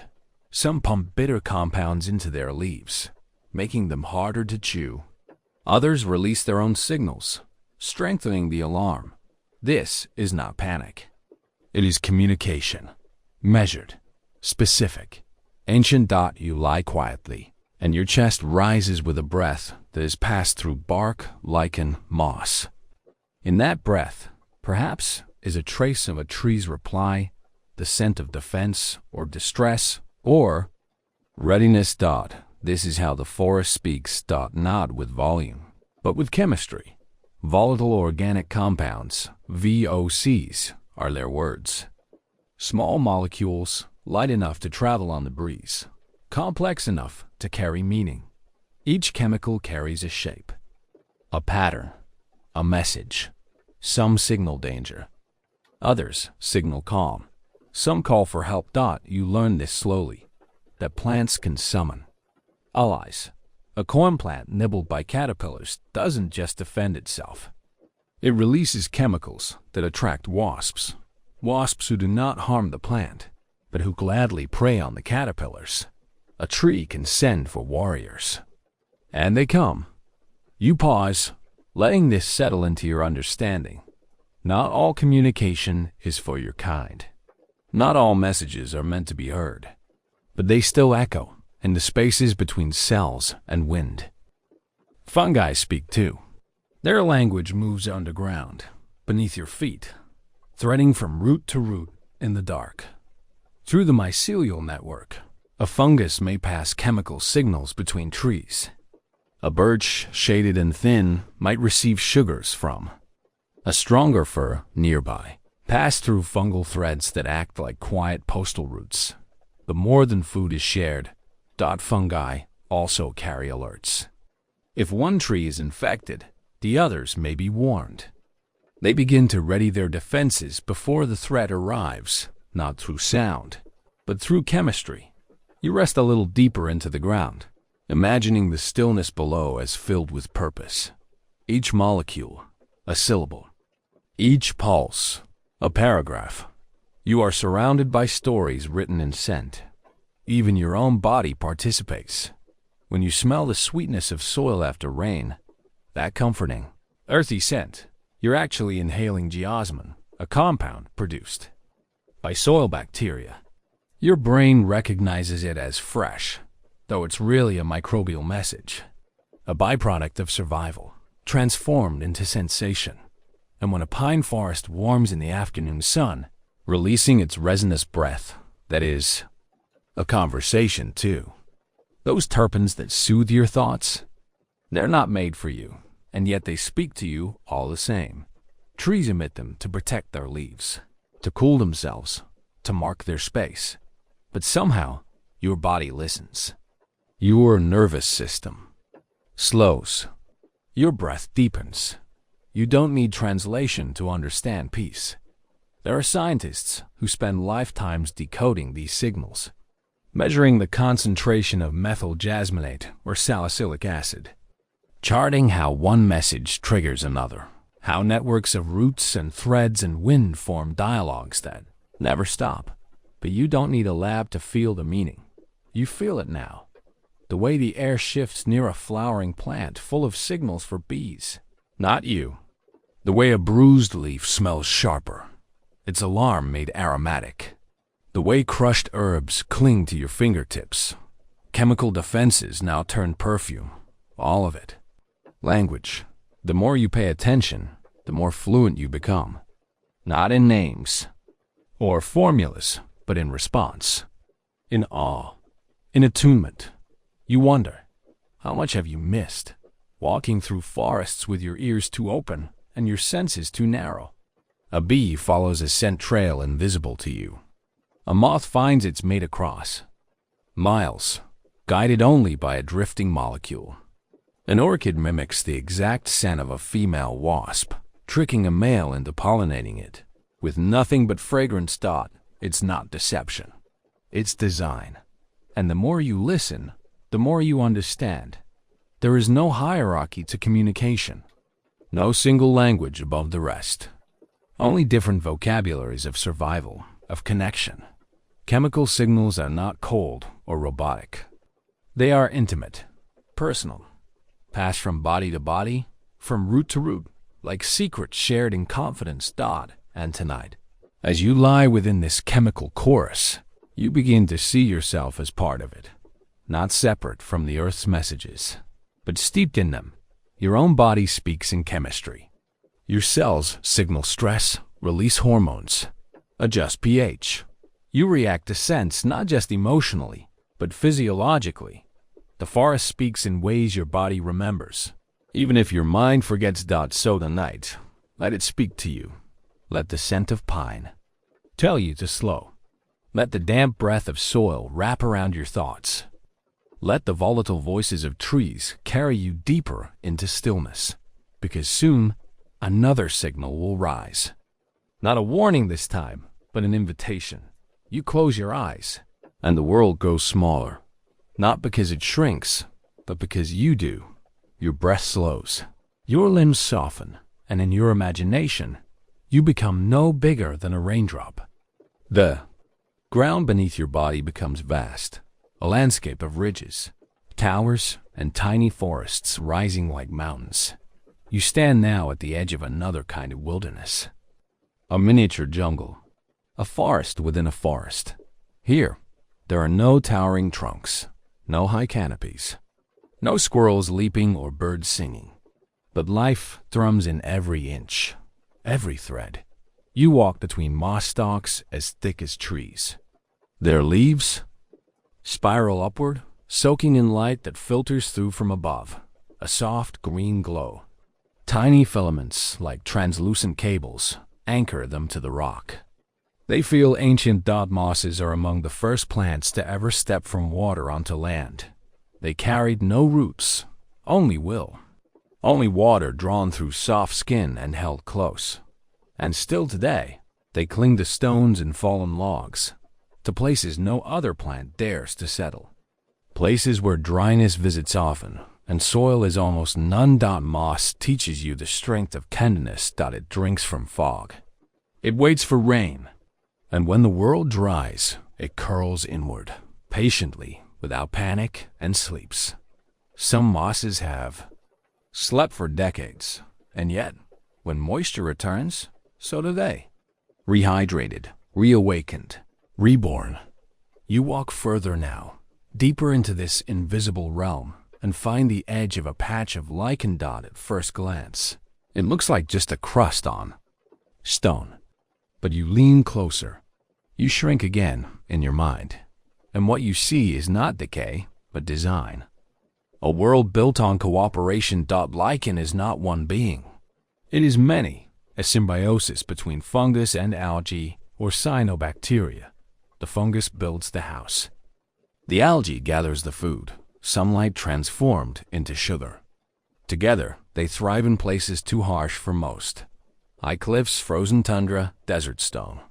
They are survivors. They are storytellers. Some lichen colonies live for hundreds, even thousands of years, quietly recording air quality, absorbing slow drifts of nitrogen, etching their silent rings of time. You run your finger across a rock blanketed in lichen and wonder what it has witnessed. What messages it carries in the curve of its growth. You kneel beside a patch of soil, though soil, here, is more than dust and decay. It teems. Microscopic fungi lace through the grains. They reach for roots, reach for each other, building networks. So small they pass through sand. Some are saprophytes, fungi that feast on death, turning fallen leaves into food. Others are mycorrhizae, forming bonds with plant roots, exchanging minerals for sugars. These threads, thinner than hair, spin the web of this hidden ecosystem. You imagine standing beneath them, as if beneath a vast web of glowing lines. Each one pulsing with intent, with nourishment, with meaning. Even the water in this forest moves differently. A single dewdrop cradled in moss is an ocean to the lives within it. Tardigrades, water bears paddle through the droplet. Round and stubby, impossibly small, impossibly strong. They can dry out completely, curl into a glassy sleep, and return to life years later when the water comes again. Others drift beside them. Rotifers, nematodes, microbial algae, a full menagerie inside. One bead of water you might otherwise overlook. And so you pause now. You breathe more gently. Because every step you've ever taken has passed above civilizations like these. And not once did they complain. They do not ask to be noticed. They only ask for space and time and the return of rain. You gaze up now, which is to say forward, and notice a single fallen leaf. Not large, not fresh. Its surface is curled with time, but upon it, a jungle. Fungal threads spider out across the veins. Tiny mites scurry in the shelter of its folds. A colony of bacteria pulses beneath its skin. This is not waste. It is renewal. In motion, you feel a quiet reverence settle in your chest, because suddenly, it's clear, size has never been a measure of significance, and small has never meant simple. These miniature forests hold the same complexity, the same symphony of roles, and relationships as the grandest grove of redwoods. They are just quieter, closer to the ground, closer perhaps to you, Dot, as you lie back, letting your awareness rest among the moss. You feel yourself neither above nor apart from it. You are one of many creatures within many forests. Some you can see, some you can't, but all of them hold stories. You think again of the leaf, of the droplet, of the lichen glowing faintly in the filtered light. Each one holds its own gravity. Each one shapes the world in ways most never notice. And as your breath softens, you begin to wonder if entire forests can exist in a single patch of moss. What other ecosystems wait, hidden in plain sight? You walk softly now through the hushed floor of the forest, a place where green fades into brown and brown into black, where life leans into death, not fearfully, but fully. And something stirs beneath the surface of things once vibrant. You pass a fallen branch, soft with age. Its bark has split. Its wood gives gently beneath your fingers. It is vanishing, but not gone. This, you realize, is not destruction. This is a transfer, a quiet offering. One form surrendering to the next. Decay begins the moment something ends. A leaf, a tree, a beetle, no longer living, but not yet lost. There is a path, a process, and it is elegant. The air is thicker here, more fragrant. Not unpleasant, just honest. The smell of rot is a language of its own. It tells you that work is being done. Invisible work. Necessary work. Fungi are among the first to arrive. Their threads stretch into the softening body of the fallen. They do not eat like you do. They absorb, breaking down cell walls, turning rigid into fluid, shape into source. A mushroom is only the fruit. Below it lies a body you do not see, a lace of life that weaves through wood, soil, stone. You touch a decaying log and, beneath your hand, feel that web pulse. You imagine its strands glowing, carrying messages, passing enzymes like whispers. There is intelligence in how fungi move through decay. They don't just consume, they coordinate. They choose when and where to bloom, when to wait, when to vanish again beneath the bark. Nearby, ants gather, not to mourn, but to manage. They are the cleanup crew, the bone bearers. One ant finds a seed of meat, a speck of skin, a flake of exoskeleton, and calls others. Soon, a line forms. Back and forth, back and forth. A procession of purpose. Nothing is wasted. In the leaf litter. Beetles churn. Millipedes coil through the darkness, eating the crumbs that fall between larger mouths. Microbes, bacteria by the millions, bloom in secret. Each one has a task. Each one knows its role. You lie down now, just above it all. You feel no fear, only belonging, because what these creatures are doing, they will do for you one day. Decay is a path you too will walk. Not today, but someday. And knowing this doesn't darken you. It deepens you. You see now that death is not the opposite of life. It is the soil that cradles it, the foundation for forests, for fungi, for the flight of insects that rise from ruin. Even in your body, the same rhythm exists. Cells die and are replaced. Skin sloughs and regrows. Your gut teems with bacteria, breaking down what is no longer needed, transforming it into what can nourish. You are not separate from this cycle. You are built upon it.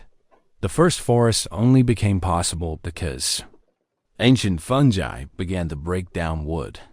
Before that, trees simply piled upon trees, trunks falling, petrifying, sealing carbon away, but never releasing it. Then came white rot fungi. And they changed everything. They developed enzymes to unlock lignin, the toughest part of plant walls. They decomposed what had once been untouchable. They returned it to the earth. And in doing so, they rewrote the story of life. Even now, you walk through their legacy, that each breath you take owes a debt to decay. You turn to a patch of earth where a deer once lay.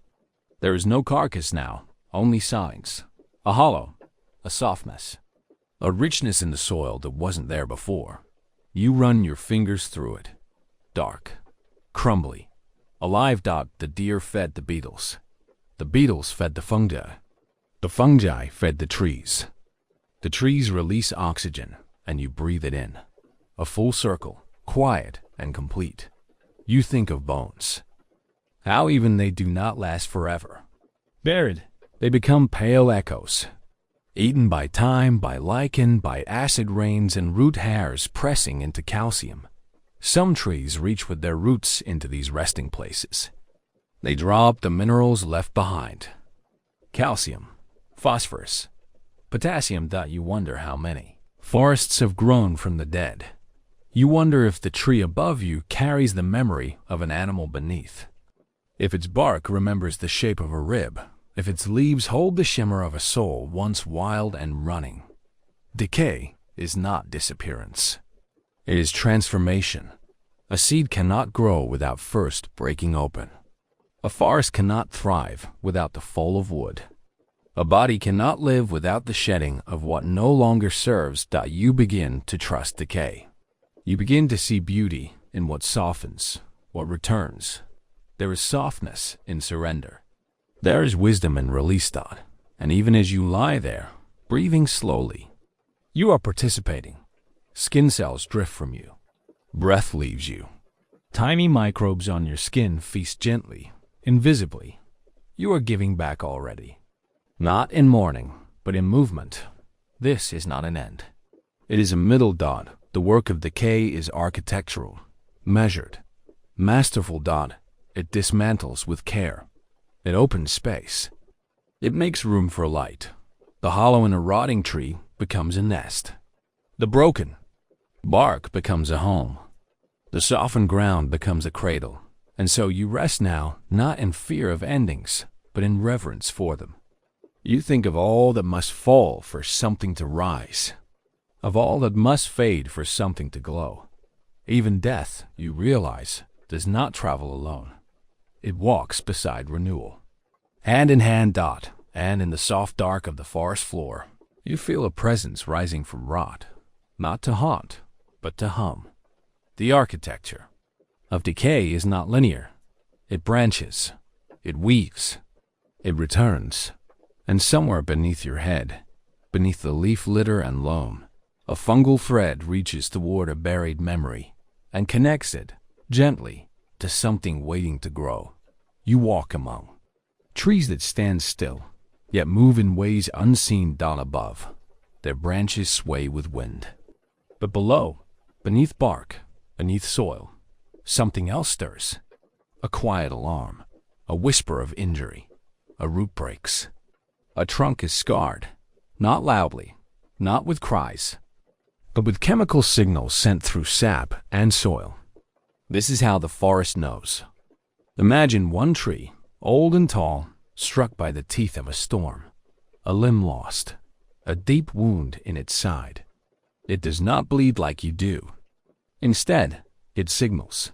A pulse of compounds flows outward, through roots, through threads, searching. And the fungal web receives it. Fungi are not only recyclers. They are listeners, responders. They carry not just nutrients, but care. There, mycelium spreads like a nervous system beneath the forest, a lattice of awareness. When one tree calls, others respond, even those far away. Through the fungal threads, sugars shift. Moisture travels. Defense chemicals rise in distant trees, preparing them for danger. A sick tree may be fed by the strong, not out of sentiment, but survival, because health is shared here. The forest thrives not alone, but together. And so, a healing begins. Roots remain connected. Fungi remain watchful. The scarred tree is not abandoned. It is supported. You pause to press your palm against the trunk. You feel the stillness of its surface. But just beneath, life pulses. Every root tip is alive with decision. Every fungal thread is tuned to the needs of its neighbors. This is not magic. It is biochemistry. But it feels like compassion. Even when you were a child, playing in gardens or climbing branches, this system was there. It watched, even if you didn't. It buffered the stress of drought, the weight of flood. It cushioned the sharpness of change. Some call this the wood wide web. A network of exchange, of electrical signals, of molecular messengers. When roots are injured, from drought, disease, or gnawing teeth, they release signals like pheromones into the soil. Fungi sense these and adjust. They redirect water. From wetter ground, they share phosphorus or nitrogen.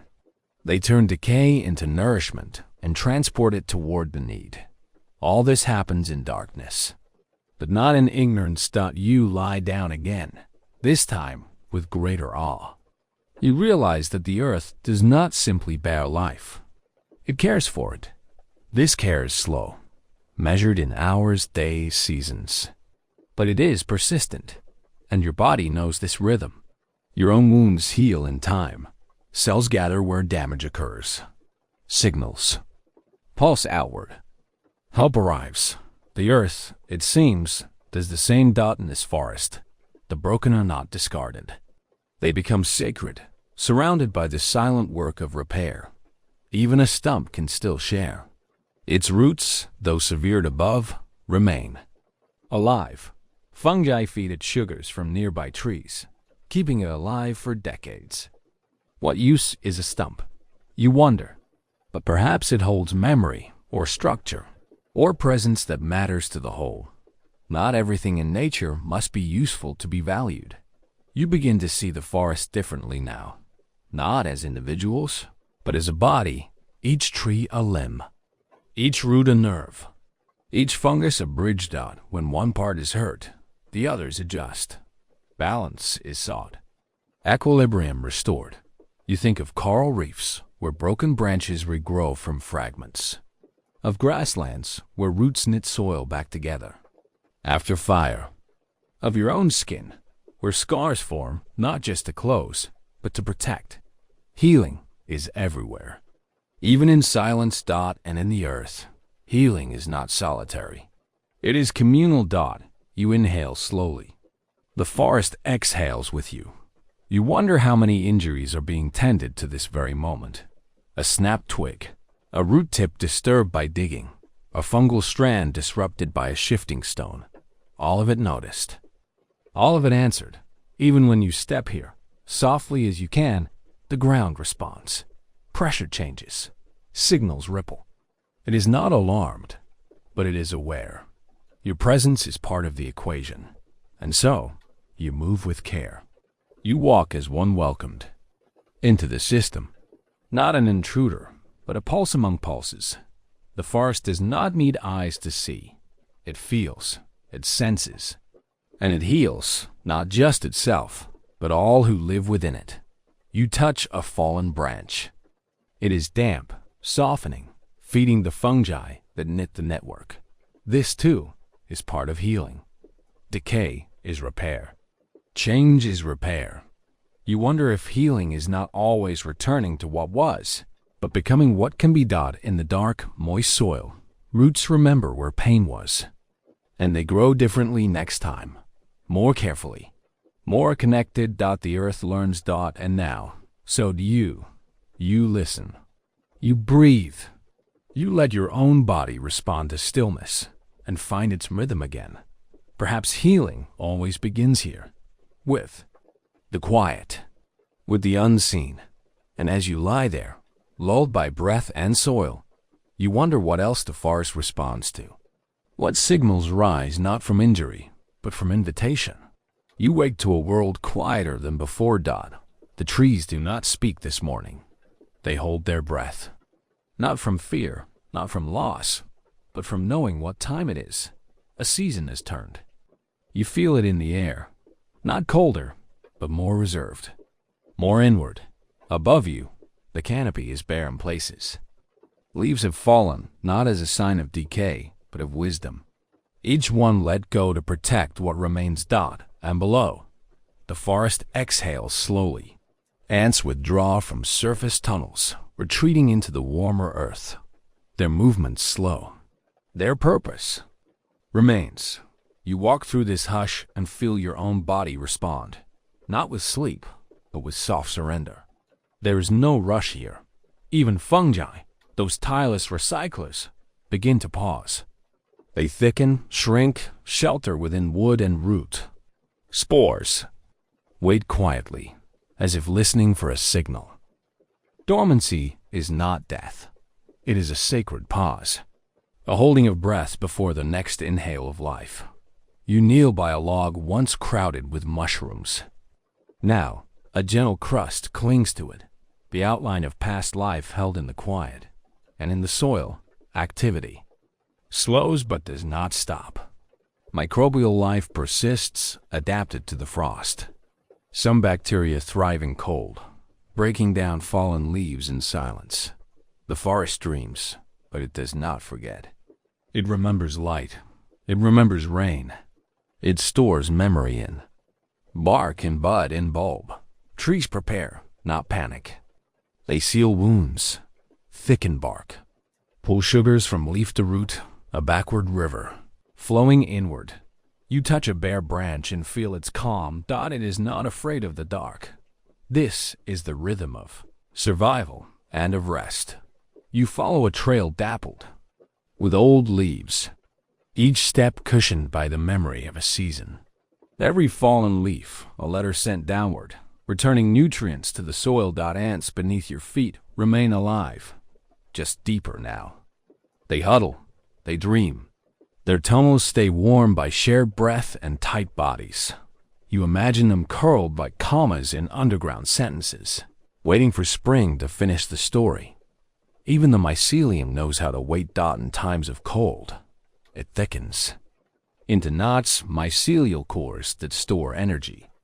These are like hearts beneath the soil, beating slowly, patiently. Everything here teaches you. There is strength in stillness. You lie back on a patch of moss now dulled by frost. It still lives, just less brightly. Its green muted, its thirst quieted, and you notice how your own breath slows to match it. You, too, can rest without ending. You, too, can prepare without rushing. The sun sits low, even at midday. Its light softer, slanted, a gentle hand brushing. Across the forest's tired face, shadows stretch longer, and the warmth lingers only briefly. Yet nothing complains. Nothing resists. The forest accepts what comes. It uses every hour, even the dim ones. Seeds wait in frozen soil, hard-shelled but full of promise. Dormancy is a kind of faith. You close your eyes, not to escape, but to enter. More deeply, you think of the roots beneath you, now slow in their growth. But even slow growth is growth. Some roots dig not deeper, but wider. Not to seek, but to anchor. To hold fast when the winds rise and the frost deepens. And the winds do rise. You hear them sweep the trees in sighs and murmurs. Not to shake them, but to sing them into slumber. The forest has no alarms, only rhythms, only rituals, and one of them is this: the sleep of the year. Insects burrow, lark tightens, sap thickens. Even birds, those restless voices of morning, are fewer now. Some have gone. Some stay quiet. You realize the forest is not empty, only inward. It turns its attention to itself. And so can you. You sit in the hush of it all, learning that productivity is not the only purpose, that rest is not wasted time, that quiet is not failure, but function. Fungi know this. Ants know this. Trees know this. And you remember it in your body. Though the world may try to make you forget, You have cycles too. You are not meant to bloom forever. There is meaning in fallow fields. There is grace in slowing down. Even a single cell rests between divisions. Even stars have moments before they flare again. So you let the silence wrap around you now. Not as a blanket to hide under, but as a cocoon. Something is changing. Not ending, only shifting. The forest sleeps, and in doing so, it heals. It gathers. It prepares. And just before you drift deeper into your own stillness, you wonder, what dreams does a sleeping forest have? And what stirs quietly while the rest of the world rests? You sit quietly, the soil soft beneath your fingers. The forest is not loud today. It does not need to be. Its greatest work happens without fanfare, without applause. There are architects here, but they do not wear hats. They carry no blueprints. They hold no hammers. And yet they build everything. They work in whispers, in spores, in roots, in trails of scent.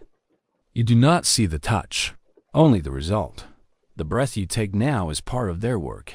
You think of a fungus deep beneath the forest floor, its threads reaching, touching, sensing. Not a structure, but a system, a network like nerves, like thought. Silent, pulsing with purpose. It doesn't shout. It doesn't need to. Its impact is not in size, but in connection. A single gram of soil can hold miles of mycelial thread, invisible lace that binds root to root, tree to tree. Without it, forests falter. You lean back and look toward the sky, but even here, the invisible holds you. Trees, too, are quiet builders, not just of shade, but of climate. Each leaf exhales oxygen, takes in carbon, and offers balance. Even as they sleep, their bodies hold lessons in engineering. Branch angles that capture light, root shapes that drink deep without drowning. You breathe more easily because they do this work. And ants, so small, so unnoticed, are shapers of the land. They aerate the soil, carry seeds, redistribute nutrients. Not as gardeners, but as movers of the earth's instructions. Some even tend livestock, herding aphids like farmers. Some farm fungi in underground chambers. Others clean bones, consume decay, clear the forest floor. They do not know they build. But they do. Their intelligence is collective. No single ant understands the city, and yet the city thrives. In this, you see something human. A truth you too forget, that some structures do not need authors. They need participation. You are built from atoms you cannot name. You are influenced by microbes you do not see. Your immune system, your digestion, even your thoughts, all touched by being smaller than sight. They are part of your architecture. Inside your body. Fungi once lived. Bacteria still do. You are not alone in yourself. And you never were. Life is layered, visible upon invisible, seen upon unseen. Each ant that clears a tunnel, each fungus that softens stone, each tree that breathes out beside you. They make this world stable. They make it home. You do not see the scaffold, but you walk across it. You do not hear the signals, but you follow their call. The path through the forest, the oxygen in your lungs, the balance of moisture in the soil, all guided by unseen hands. You are shaped not by what you build, but by what builds around you. And some of the most powerful builders leave nothing behind but breath. You run your fingers through the earth, lifting a clump of soil. To your eye, it is dirt. But it is also a cathedral, a city, a galaxy. Every grain of sand a foundation, every root hair a bridge, every fungal thread a signal. You are surrounded by architecture that feels, that responds, that remembers. Fungi can sense direction, make choices, even cooperate. Trees send food to the sick, warn others of attack, not because they are kind, but because connection is their instinct. Even the sky is shaped by what you cannot see. Particles rise from forests, tiny and light. They become the seeds of clouds, clouds that fall as rain, rain that feeds the soil, soil that feeds the trees, and the cycle begins again, invisibly, quietly, endlessly. The builders do not pause for recognition. Their design is the Earth's rhythm itself, and you are not separate from them. You are part of the architecture too. Your breath carries carbon that once belonged to trees. Your bones hold minerals touched by fungi. Your heartbeat echoes the pulse of life beneath your feet. You are built from invisible labor. And in your stillness tonight, you remember it. There is power in what we cannot see, in what we forget to notice. The structures that matter most are often the ones we never question until they falter. And so, you listen now. Not with ears, but with attention. You feel the soil under you. You feel its layers, its softness, its hum. You hear no sound, but you know there is work happening.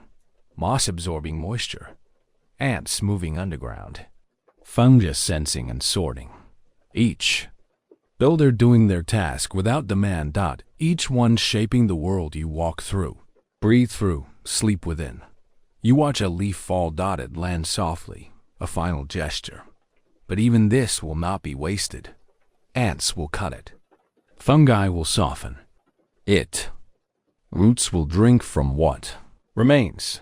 Even decay is architecture. Even silence is scaffolding. And as you rest now, your body growing heavy, your breath slowing, you feel something gentle stir around you. A shift, a pattern. Not the end. Not the beginning, but the next layer. A structure still forming. A world still being shaped by hands you cannot see. By life you will never meet. By architects who do not ask to be known. And softly now, you wonder if the unseen shapes the earth. What invisible forces might shape you? You lie still, barely breathing. The air above you moves in slow spirals, but beneath you, the earth is holding stories. Stories told not in words, but in particles, in shadows, in touch. The soil remembers. Every leaf that has fallen, every beetle that is tunneled, every raindrop that sank. These are entries in its quiet library.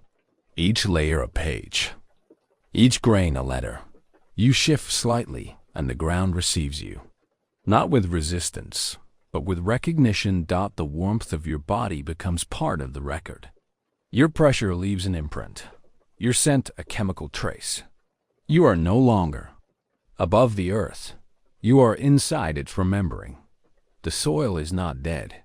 It is not even still. It teems with breath and motion.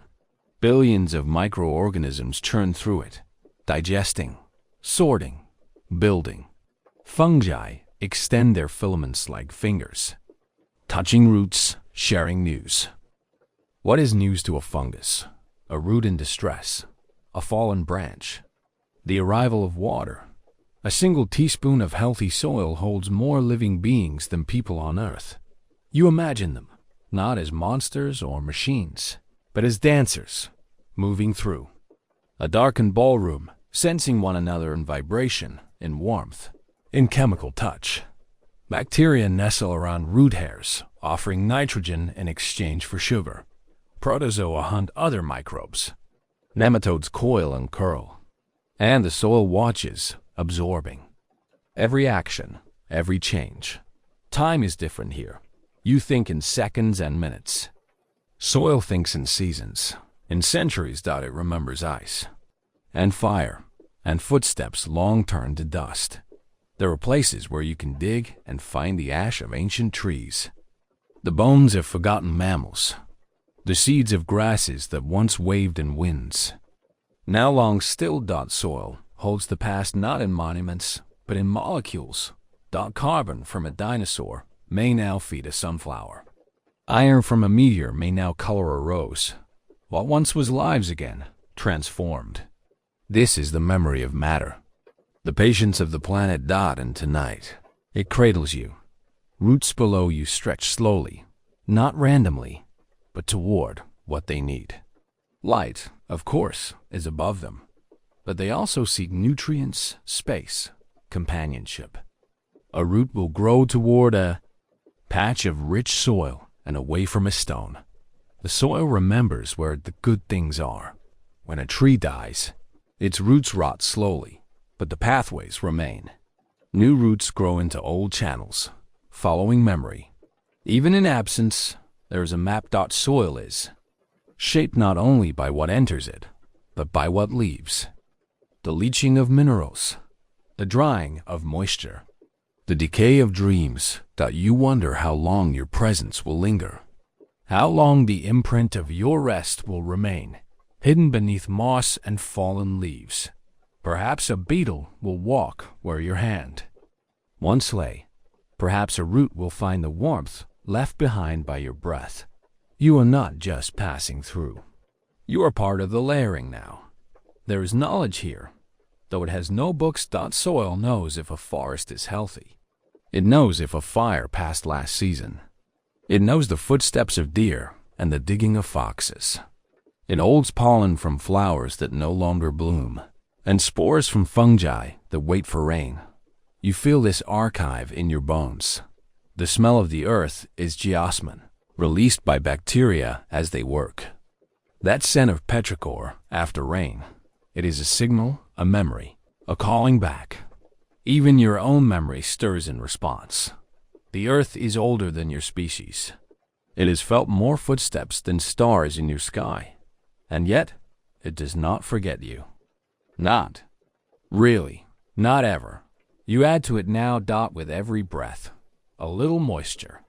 With every thought, a little stillness. With every dream, a little heat. You sleep, and still the soil listens. Not with ears, not with eyes, but with the slow logic of accumulation. What grows here tomorrow will grow in the space, shaped by your body tonight. A new root might trace your form. A fungus might bloom where your exhale warmed the ground. Insects might gather where your sweat salted the soil. This is your echo, not carved in stone, but written in loam. There is no monument taller than a tree, no statue older than stone dust beneath your spine. You do not need to leave a mark. You already have. And as your breathing deepens, as sleep softens your edges, you feel the hum of memory settling around you. Not judgment, not measurement, just recording. And the ground, ever patient, welcomes your weight with one silent promise. You are remembered. And just as you become part of the soil's story, you begin to wonder what the water might remember. 2. You are lying.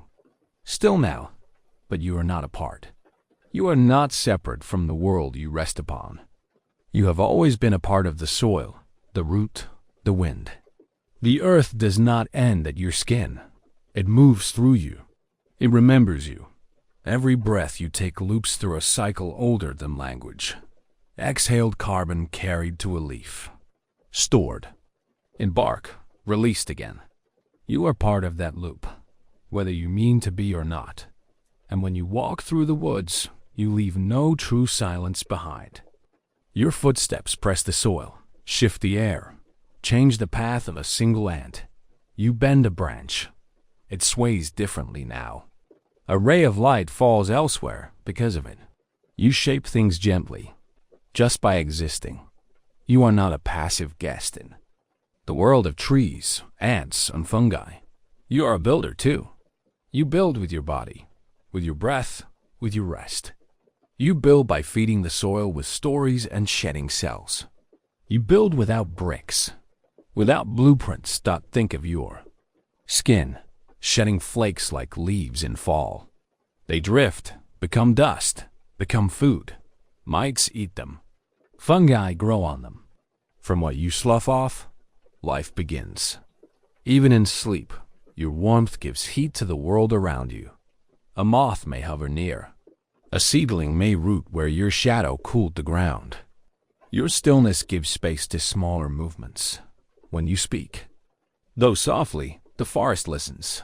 Sound is vibration. Trees sense vibration. Their roots register touch. Their leaves shift a sound. Your voice stirs them like wind through branches. And when you fall silent again, they return to listening in other ways. To the fungi below, to the rain above, to the soft crush of time. You are among them, even in your silence. The bacteria on your hands, some of them live nowhere else. They travel with you. They adapt to your choices. They change when you change. When you eat, when you love, when you sleep. They are architects too, though they will never see what they build. You are the same. You build without seeing it. Your choices ripple down into soil. What food you eat becomes what food is grown. What wood you burn shapes what trees remain. Even what you forget has an echo. The earth watches, but not with eyes. It watches in roots, in migration, in flowering. Times. It adjusts to your presence. A forest may grow differently because of you. Not because you commanded it, but because you moved through it. Because you breathed and touched and lingered. And in that way, you leave a shape behind. A shape in air. In soil. In memory. You are not apart from the architects. You are one. Not in the same way.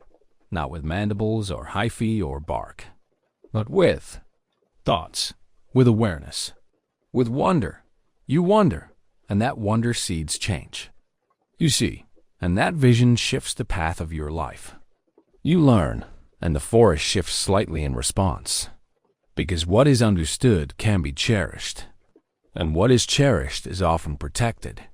That is the architecture of awareness, the hidden scaffolding of care. You are not powerless. Even when resting, even when quiet. As you lie here, your body calms, but the world stirs around you. A beetle senses your warmth and changes course. A tree above you exhales a molecule it made from yesterday's light. You are breathing that molecule now, and your heart slows, and your breath deepens. You are not separate. You are not outside. The forest is not a stage, and you are not the audience. You are a note in the song, a stone in the path, a quiet participant in the design. You help build the world. With how you walk, with how you pause, with how you let it in. And as sleep finds you now, even that is a kind of participation, a surrender into the rhythm of things, an offering of stillness to the spinning world. The fungi rest with you, the ants slow with you, the trees stretch, but do not speak. You are building even now, even in stillness, even in dreams. And when the sun returns, what will the forest look like? Will it remember the shape you left? Will it grow differently because of you? The soil is listening. It always has been.